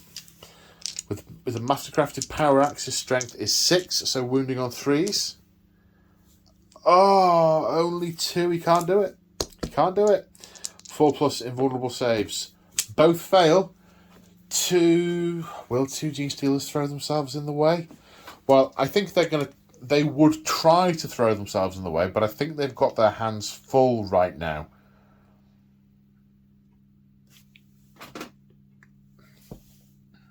So, I mean, this all happens kind of simultaneously, right? I think these Genestealers are busy tearing these things apart. It's not like previously where they were stood idle next to them and there was clear space. So, I think that's what's going to happen. Now the Genestealers are going to interrupt and go with their 5 attacks per model. And that's the thing about narrative play, isn't it? You could argue that either way with the Genestealers not jumping in the way. You could say, oh yeah, well they always would, But you could also argue that actually if they disengage the Space Marines, they might be hacked down trying to leap out of the way. But from a narrative perspective, I think either option is plausible, so I'm going to go with my preference, which is to leave the Genestealers alive for the minute. If there was only one thing that made narrative sense, I would be doing that. Okay, so 20 attacks hitting on, because they've still got the buff from earlier, 20 attacks hitting on 2s. 2 misses. Strength is 4, toughness is 4, so he's going to wound on 4s.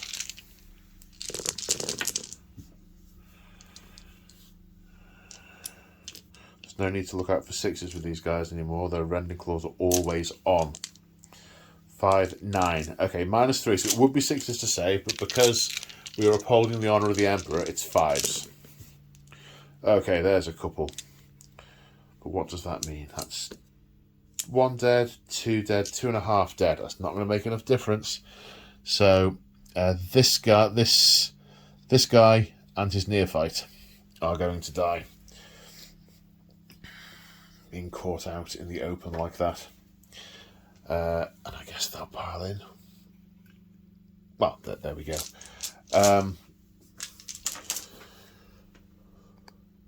So now, having interrupted, we will, because he could interrupt again over here. Which first? The assault intercessors, I think. Okay, so 20 attacks for Startis Chainswords, but they are re-rolling hits because of the Litany of Hate being active. Hitting on 3s. That's some pretty good hitting. Kind of makes up for the shooting. Only 1 miss. Strength 4, toughness. Oops! Escape dice! Strength 4, toughness 4, wounding on 4s. That's less good. By a country mile, that's less good. -1, so these will save on 6s. To save. That's 5 more dead. Right, we are interrupting again with the Acolyte hybrids. Unfortunately, most of the industrial tools that I want to use on the Dreadnought are engaged, are nearer to other models. There's only the Rock Cutter really that I can bring to bear. However, I think this is a tide of alien hitting a tide of Emperor. So yeah, just for the giggles, we're going to see what happens, and they're going to slam their weapons into the nearest guy. But there's lots of different things, so we'll do them a bit at a time. So the first one, the heavy rock cutter, 2 attacks, but it's -1 to hit with the heavy rock cutter. So hitting on 4s. No, that's nice and simple. So now the heavy rock drill. Oh, hang on, this needs reading. Okay, the rock drill. If it hits, it automatically wounds. 2 attacks with the rock drill. It is 3+, isn't it? Yes, 2 hits. They automatically wound. It's neither of them were a 6 because there's a special rule if it's a 6. -4. 2 invulnerable saves, remembered.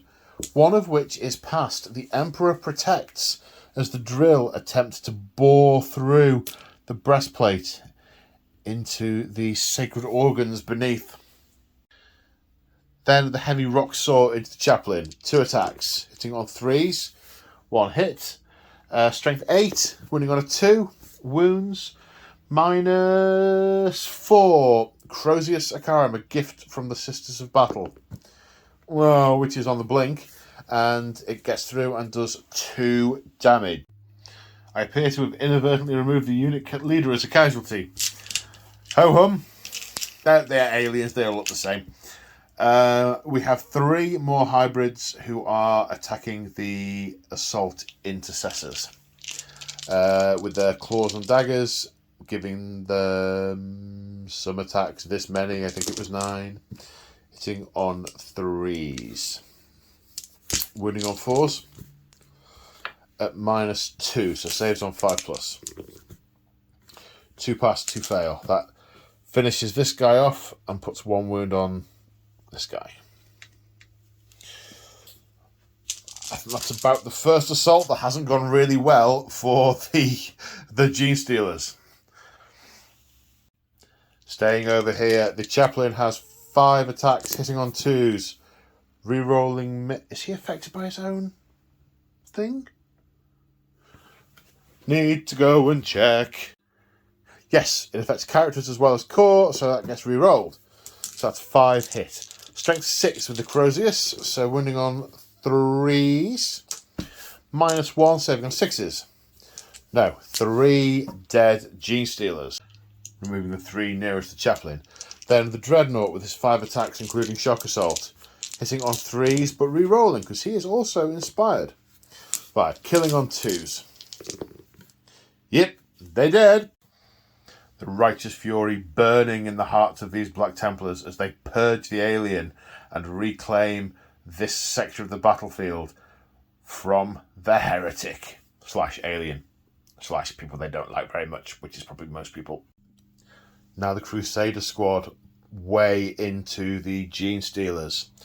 So we have 2 neophytes with chainswords hitting on 3s. We roll 1s because of the martial. That's 5 hits. Wounding on 4s. 4 wounds. Saving on 4s. That's 4 dead. The neophytes just leapt forward and butchered them. OMG! So the Marshal spending a command point on transhuman physiology, so he will only be wounded on a 4 or more. And the other guy is making that the expensive thing for the rest of the battle. We can sniff out where the organs are, so we know where to stick our claws. So that will cost him 2 points if he does it again. I don't know if I've used that command point effectively. I'll probably reflect on this in a few more games, will tell me. Okay, Patriarch.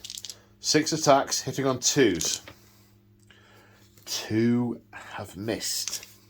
Strength 5, but winning on 4s. Oh, okay. So those are all 3 damage each and -6 AP because they are wounding on. Yeah, that. Oh, and he can reroll to wound as well. Okay, that's 4 6s.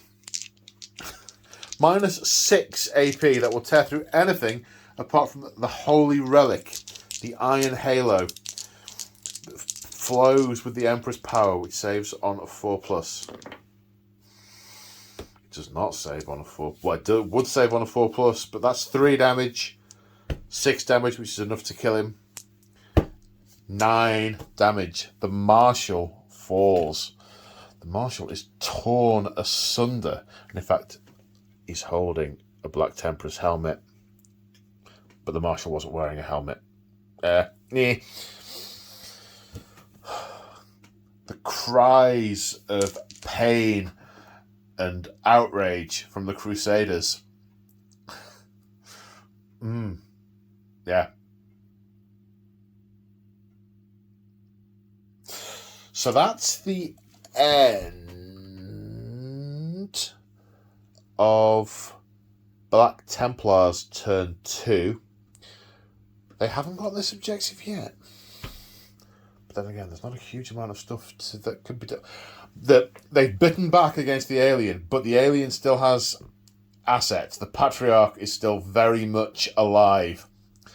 And there are still units on the table. There's still about 500 plus points of the Genestealer Cults on the table, but they are out of position. So let's see what happens as we go on to Genestealer Cults turn 2. So dilemmas abound in what I did with this turn, because the neophyte unit over there could shoot in and do some damage, but realistically they aren't going to kill it all, and next turn they will be destroyed. Equally, the Sanctus coming in, same scenario. So ultimately that is currently a loss. Over here you will notice the absence of the Patriarch. Well, the first thing I did was spend a command point on mutated something or other. Hang on, I'm coming around this side anyway. What's it called? hypermetabolism to regain D3 wounds. Sadly, only 1 wound regained. He has advanced and moved to the other side of this building, because with 2 wounds, I thought what I could try and do is put fire down onto the Crusade squad from that unit of neophytes and use the covering fire stratagem again to charge him. That feels a little bit repetitive. And there's enough punch in there to take 2 wounds off a Patriarch, because whilst he has got a 4+ invulnerable save, it's only a 4+ invulnerable save. So, as in, he doesn't have a regular save that's better than that. So that would pretty much finish him off. Now, he's a clever, canny fella, my lad, this guy. He's not just going to throw his life away. Now, they could come round here and potentially get line of sight on him and shoot him. But I'm hoping to debuff them using the Magus and to put some fire down. And over here, rather than sacrifice those neophytes, they've spent a command point, they've returned to the shadows. So they will come on next turn in reserves. I wonder if I could use my meticulous plan thing that I paid for. I have to check that. The Sanctus can't be targeted if he's more than 12 inches away, so he has advanced to try and move as far away from these guys as possible and potentially make his way over here in later turns, or turn around and stab something up if it becomes possible.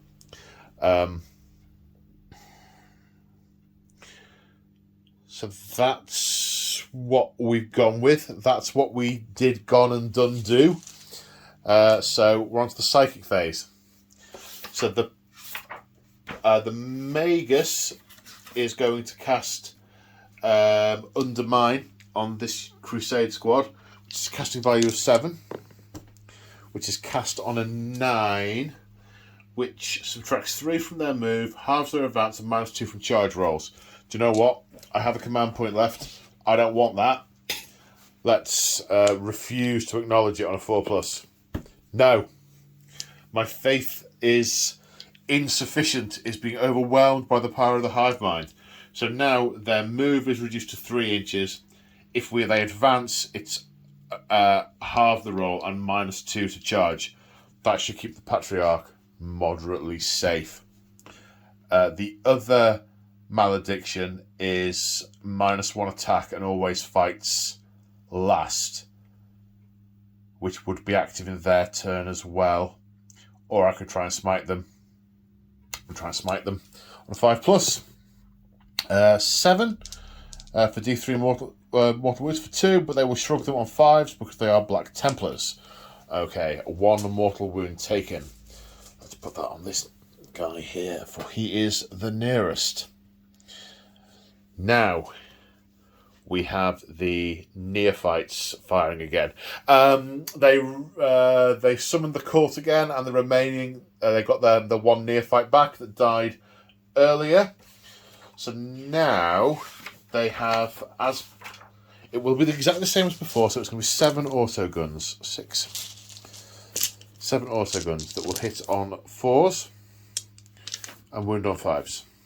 Now, then 3 seismic cannons, if I can just list them briefly. Shortwave, heavy 3. They haven't moved. Hitting on 4s. 3 hits. Strength 6, wounding on 3s. 3 wounds, -2, saves of 5+.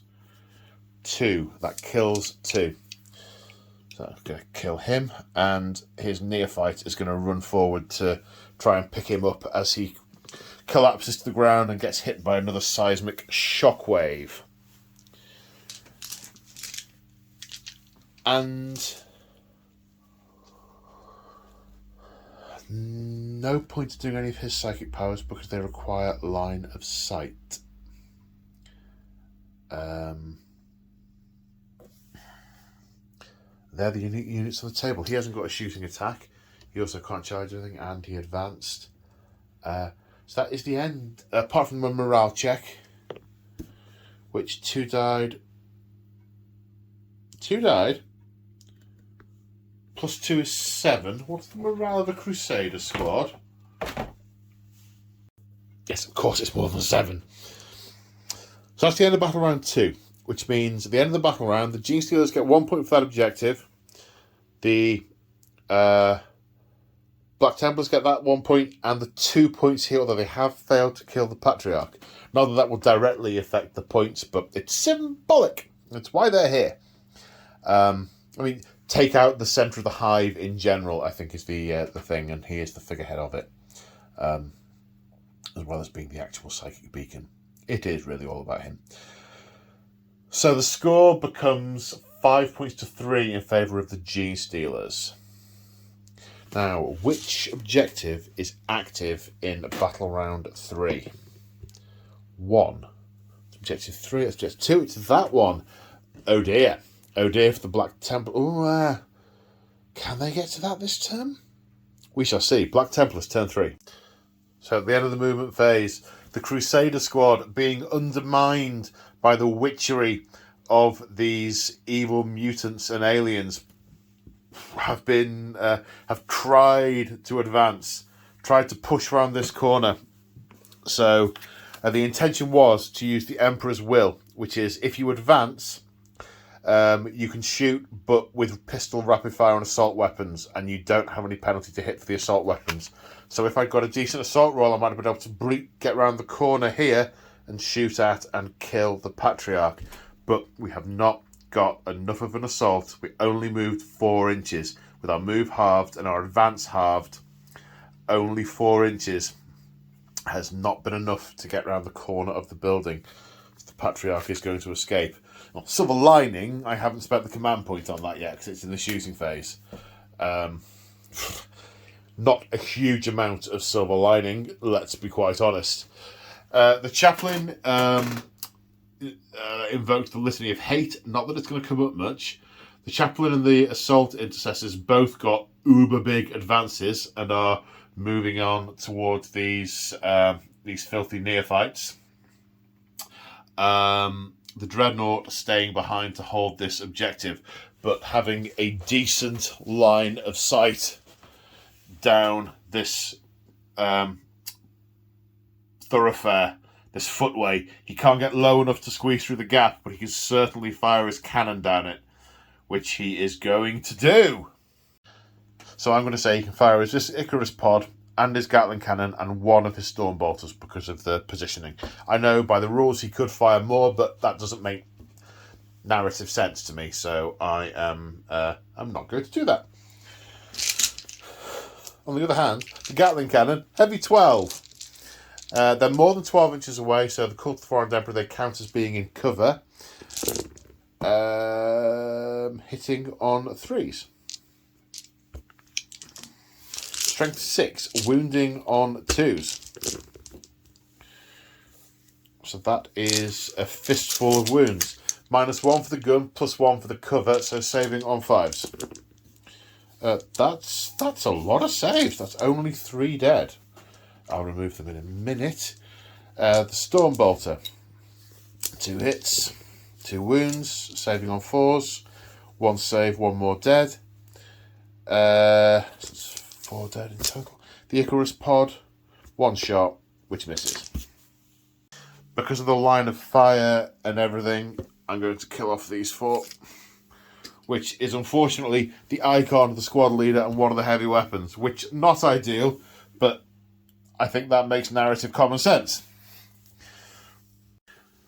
So morale phase. The Neophytes leadership is currently 7 because the unit leader is dead and they lost 4. So they fail by 1. So 1 runs away. And then we have combat attrition tests. How many left? 1, 2, 3, 4, 5, 6, 7, 8, which is more than half. So they're only going to run on 1s.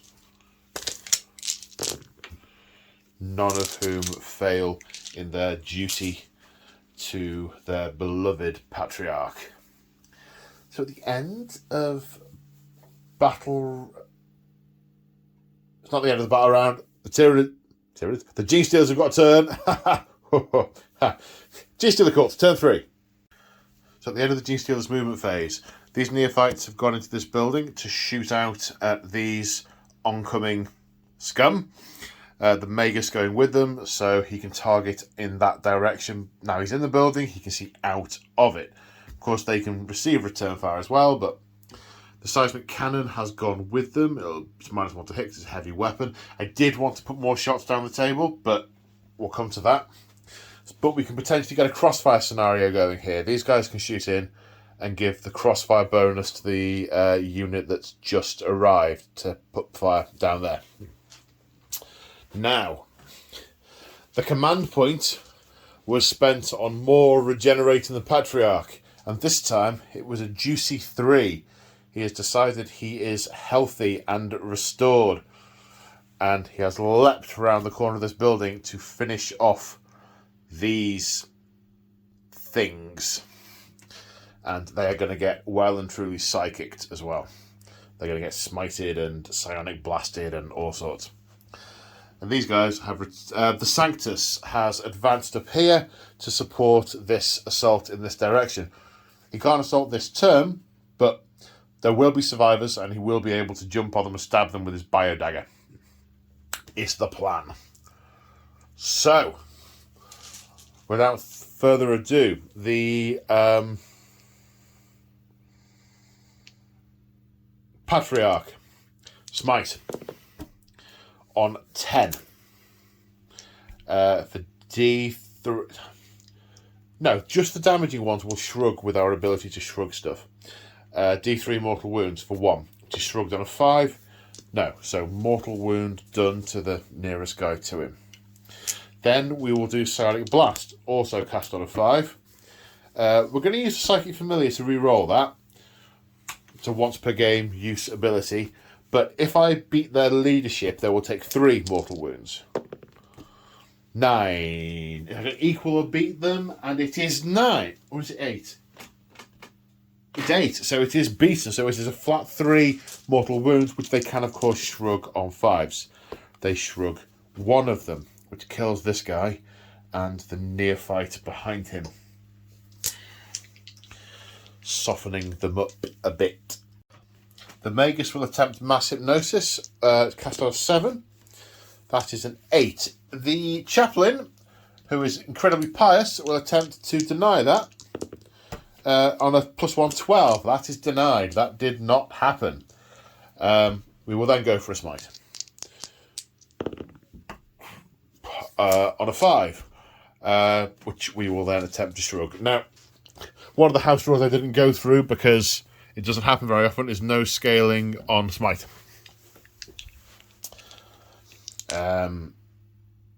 D3 mortal wounds for 3, shrugging on 5s. One of them shrugged, 1 not. So 1 marine killed, 1 wound taken. So that's in the psychic phase. There's no shooting over here. There will be shooting over there. Okay, so the order in which I do this is important because I want the crossfire marker to be on the assault marines so I can get the extra shots up here. But ideally, I want to fire the 2 mining lasers into the dreadnought. Now, if you are shooting at a unit that doesn't have a crossfire marker on it, it only gains 1 if every model has targeted that unit, which it won't have done. So what I need to do is... But if you're firing... When you are shooting at a unit with a crossfire marker, that's the key rather than the firing model. It's the model you're shooting at rather than the model that's shooting. So as long as I fire all these guys at the assault intercessors, they will gain a crossfire marker. Then when I fire these guys, I can fire the mining lasers into the dreadnought, and the others will get the bonus because they're shooting at this unit, which will have a crossfire marker. But they won't be exposed because we're not shooting through it. I did consider popping them behind them to get the exposure, but I want to try and build a little bit of a power base on this side, if I possibly at all can. So first off here we have 2 flamers for 8 hits. Wounding on 4s. Wow, that's good wounding. Saving on 3s. 1 failed. the guy on 1 wound is snuffed out. Then we have... Does that count as 8 hits? It does count as 8 hits, so they gain a crossfire, but that doesn't feel right. I'm going to count it as being just the ranged guns, the ballistic weapons. So there's going to be 8 shots with auto guns, which hit on 4s. 1 has hit, which wounds on a 5, which doesn't wound. And then 3 shots with the heavy seismic cannon, which will hit on 4s, and they haven't hit. So they are not going to gain a crossfire marker because not enough things have hit them. I don't know what's meant to happen with the flamers. I know technically that counts as 8 hits. That doesn't feel right. So nothing much happened there.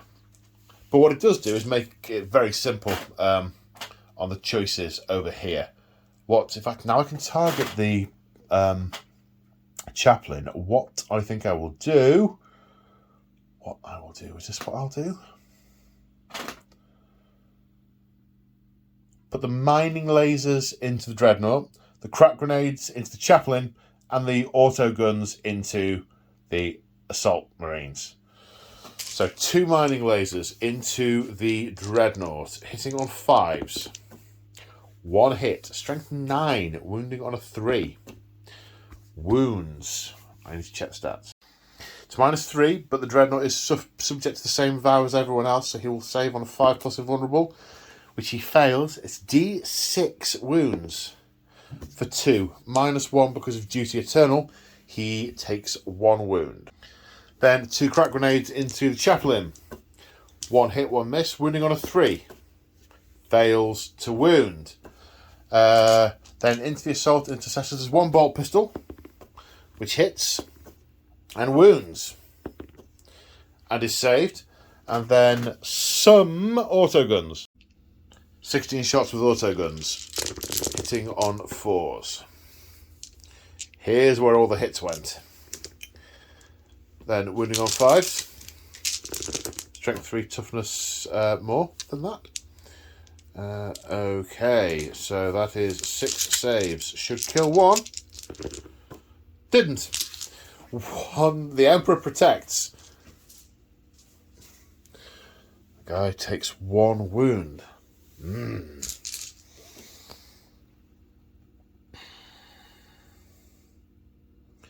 Okay.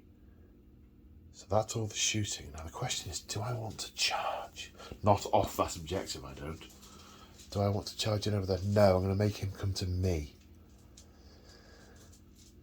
Now we go to the shenanigans with the Patriarch. The guys do have 1 command point, and we could overwatch. There is a pyre blaster in there and a pyre pistol. But you know what? It's not enough to do that many wounds. But I don't think they'd care. I think they will just open fire anyway, hypnosis or not. Their faith in the Emperor is absolute, and they will unleash a wall of Prometheum into the charging Patriarch. The Pyre Blaster hits 4 times. Wounding on 4s. 5s, sorry. 1 wound. Save on a 4+. Save on a 4+. No, takes a wound. The Pyre Pistol hits once. Oh, the agony. And fails to wound. Crack grenade. Misses. Then we have 2 bolt pistol shots, which also miss. 1 wound. It was a long shot. And now the Patriarch engages. Patriarch has 6 attacks, hitting on 2s. All hit. Wounding on 3s. I'd quite like to use transhuman physiology, but he's increased the cost of it to 2. We can smell where to wound you. We've studied human anatomy to the extent that we just instinctively know, even though it is transhuman, we know how to sever you. Wounding on 3s.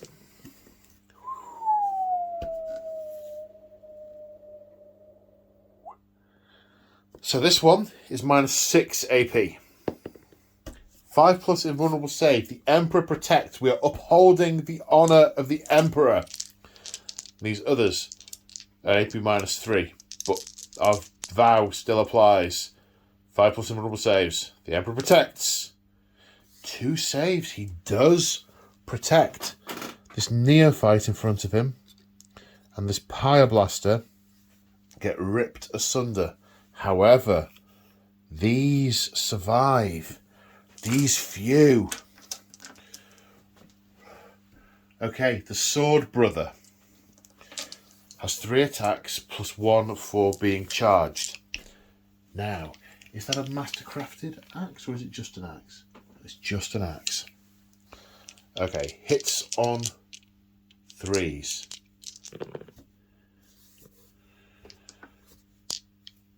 One hit. Wounding on a 3, strength 6. No!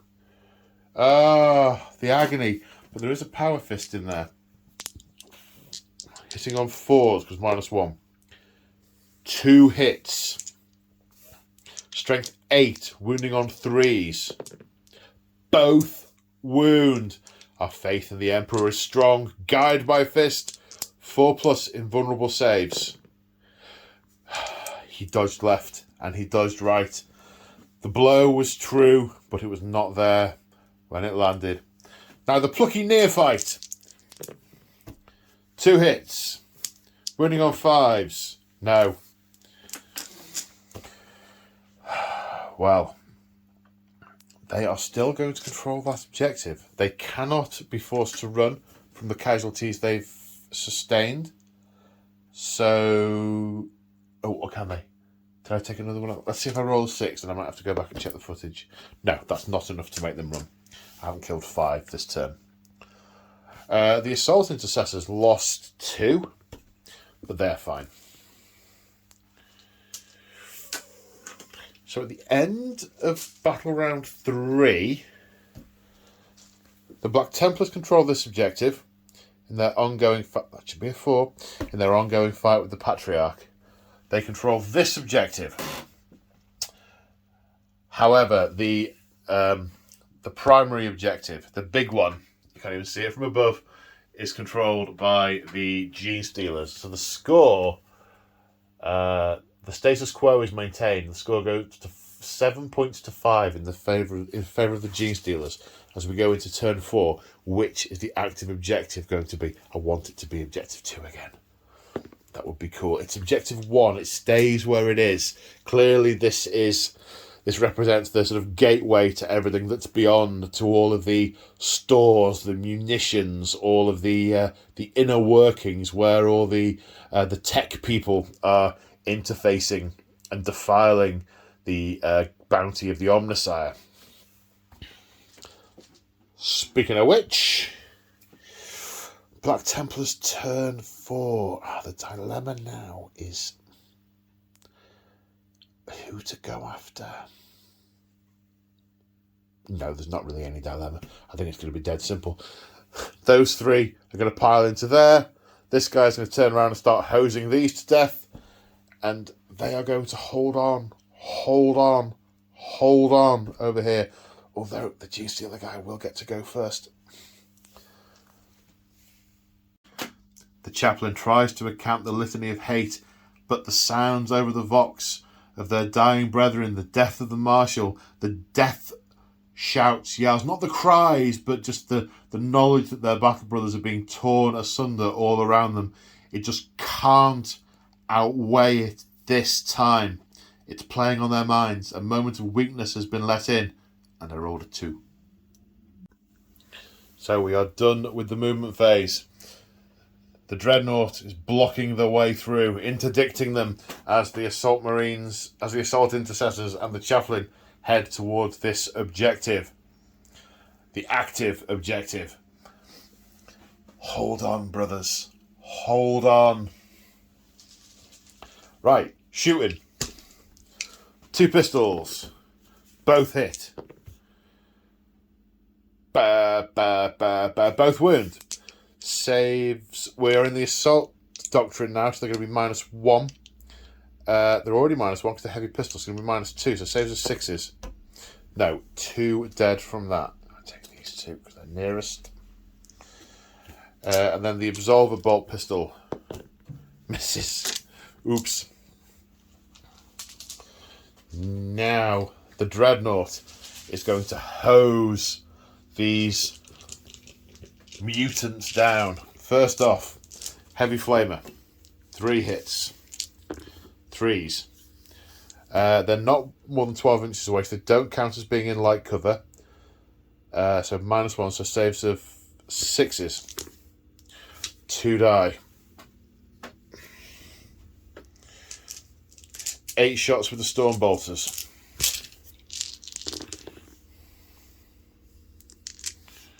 2 hits.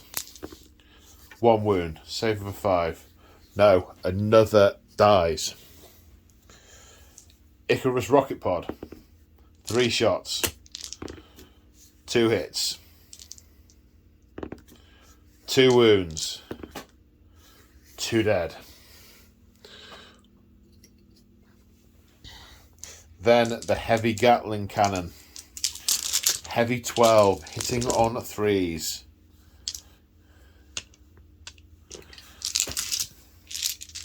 Wounding on 2s, strength 6. Saves of 6 plus because of the minuses. 3 saves still.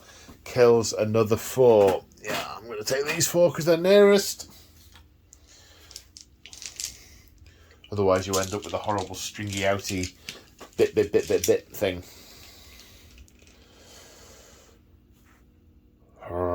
Okay. Over here, pistols into the Patriarch. 2 regular pistols, 1 hits, wounds. He saves. The Pyre pistol hits 3 times, wounding on 5s. No.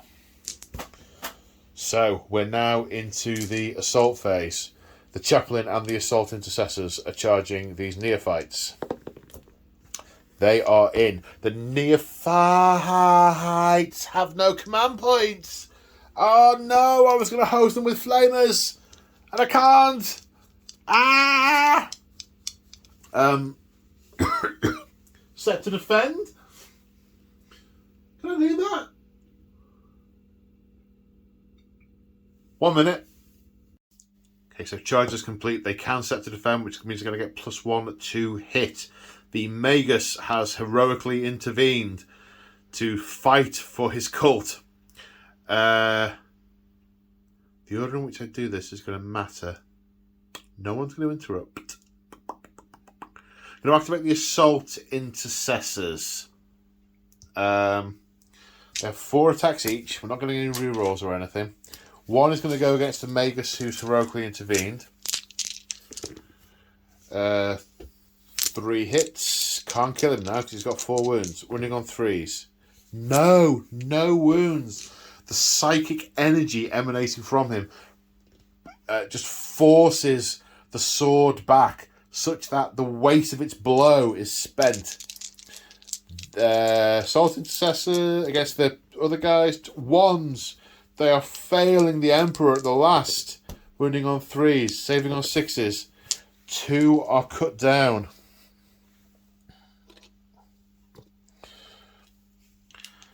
The Chaplain spitting venomous words at his enemies and his 5 attacks. Hitting on 3s. Wounding on +2 2s. Saving on 6s because -1. 3 dead. That's the unit. Over here, the Genestealer player picking the first unit to fight of the non-chargers, and it is, unsurprisingly, the Patriarch. Hitting on 2s. All hit. Wounding on transhuman physiology. It cost me the extra point, but blow it. So wounding on 4s. There we go. That has saved 2 Marines. Only 1 is going to be brought low.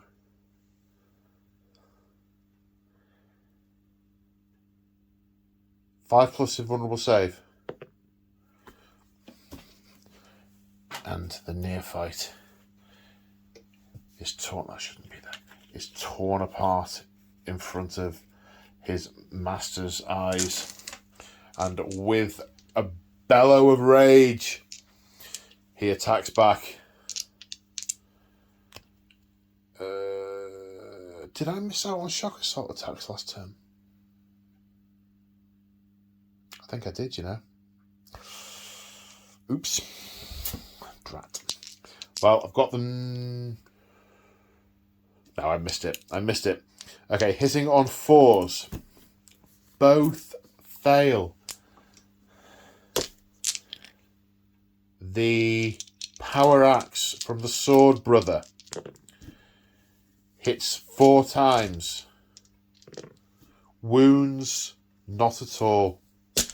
1s and 2s.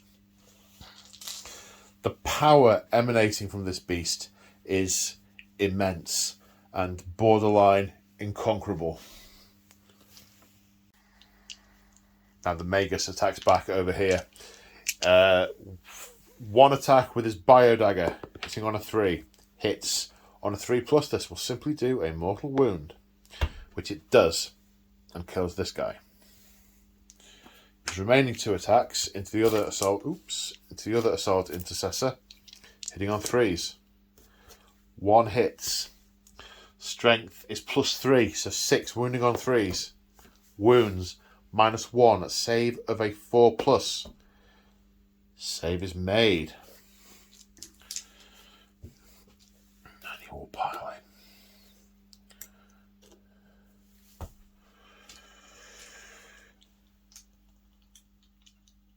Okay, so morale. That unit lost 9. It cannot pass. 1 will run. There are 3 left. They will run on 1s and 2s. 1 runs. 2 remaining. So at the end of the battle round, the Black Templars are obsecking this objective for 2 points. They're sat on that objective for 2 points and are obsecking that off the Patriarch for another point. Sorry, 1 point, 1 point. A total of 4 points, which makes the score at the end of battle round 4 9 points to 7 in favour of the... It's not the end of the battle round. It's not the end of the battle round. The Genestealers get to have their go. I nearly did that before. Right, Genestealers turn 4. Okay, not much happening in the way of movement. The Sanctus has advanced to try and stay away from the Dreadnought. You can't shoot him if he's more than 12 inches away from you. These 2 hybrids, neophytes, have just moved towards this objective. They may start to put fire into that chaplain because he is out of range and not engaged, and he is targetable because he's within the building. You never know. Every little helps. But the Genestealers have got 5 models remaining. The Magus is in combat, but can still psychic whilst in combat. He is going to smite. Cast on an 8. Yeah, we'll have that. The chaplain will try and... No. Will he?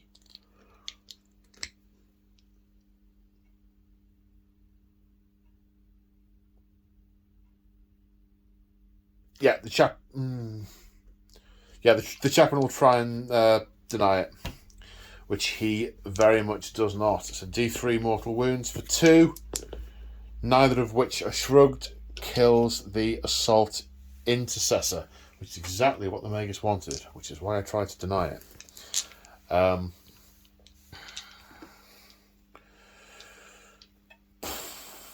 Is it worth trying to do another psychic power?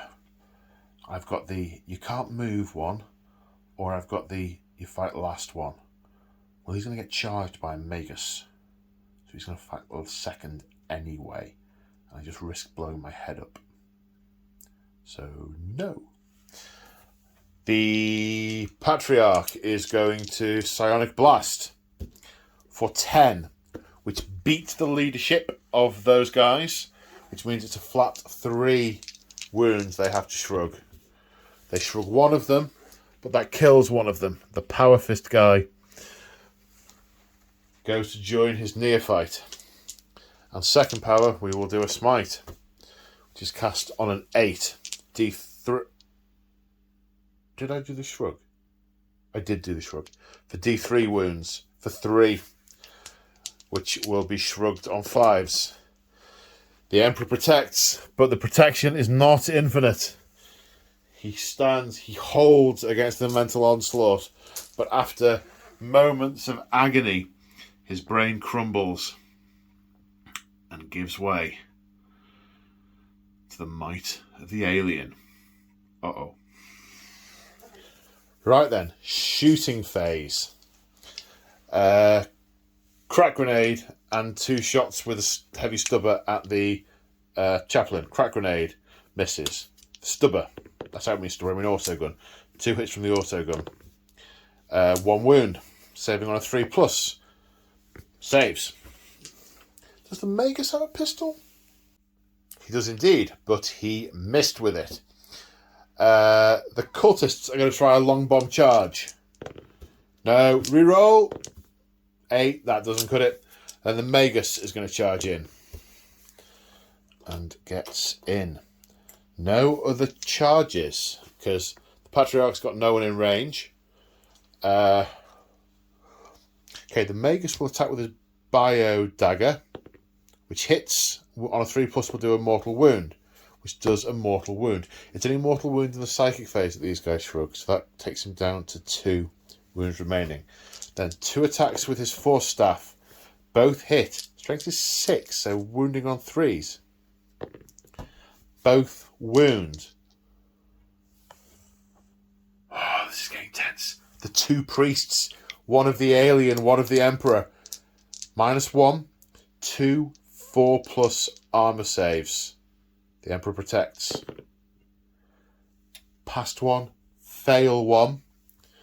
The armor cracks. The sickly purple energy of the alien seeps in and does D3 wounds. For 1 wound, the chaplain survives. He draws on his inner strengths, his inner reserves, and wallops the Magus only twice, wounding on 2s, saving on 5s. The Magus has got no one to pass these wounds off to now. I don't mean 5s, it's 5 but -1, so it's 6s. And these are how many damage each? I think they're at least 2, and he has 4 wounds. So that is the Magus slain. Oh, how close! How close! So at the end of the battle round, there are 6 models on the board at the end of battle round 4. The Black Templars have this objective with a chaplain on 1 wound. They hold that objective with the Dreadnought, but the Genestealers control that objective with the Patriarch. So 3 points to the Black Templars and 1 point to the Genestealers ties the game at 8 points all at the end of turn 4. Which objective is active in battle round 5? 3. This one.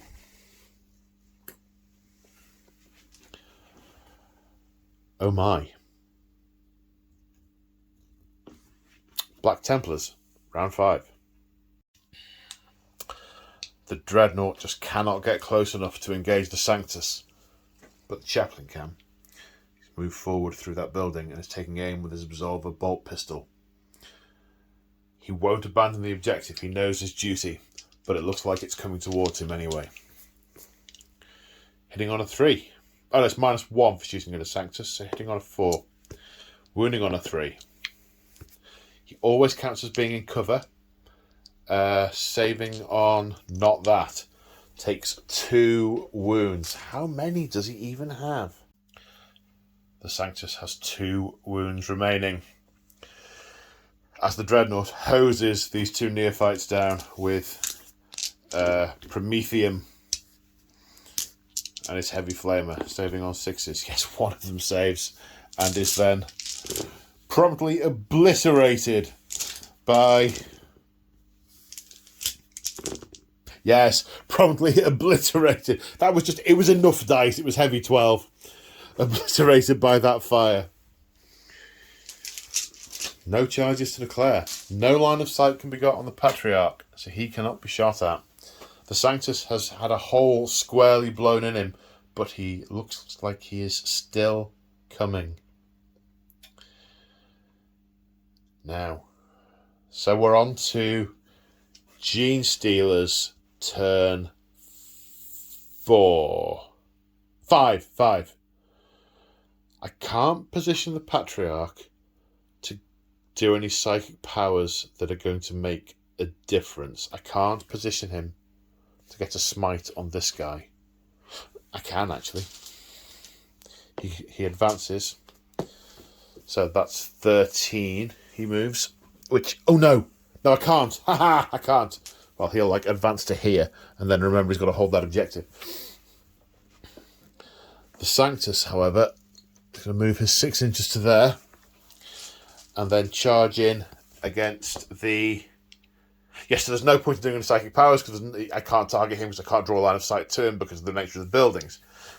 This isn't terribly visual now, because it's all happening inside a building.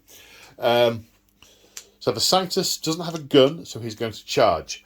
The one command point that the Black Templars have we spent on Overwatch, and he will attempt to put another Absolver bolt round into the Sanctus on a 6.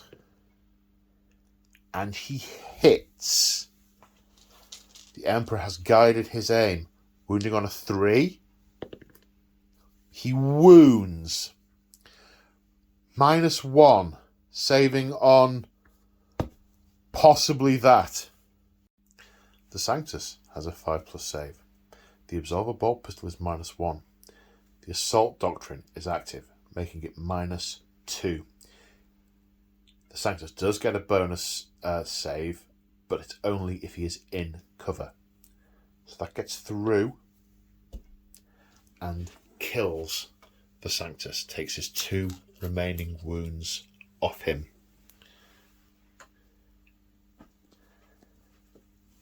Meaning he doesn't get...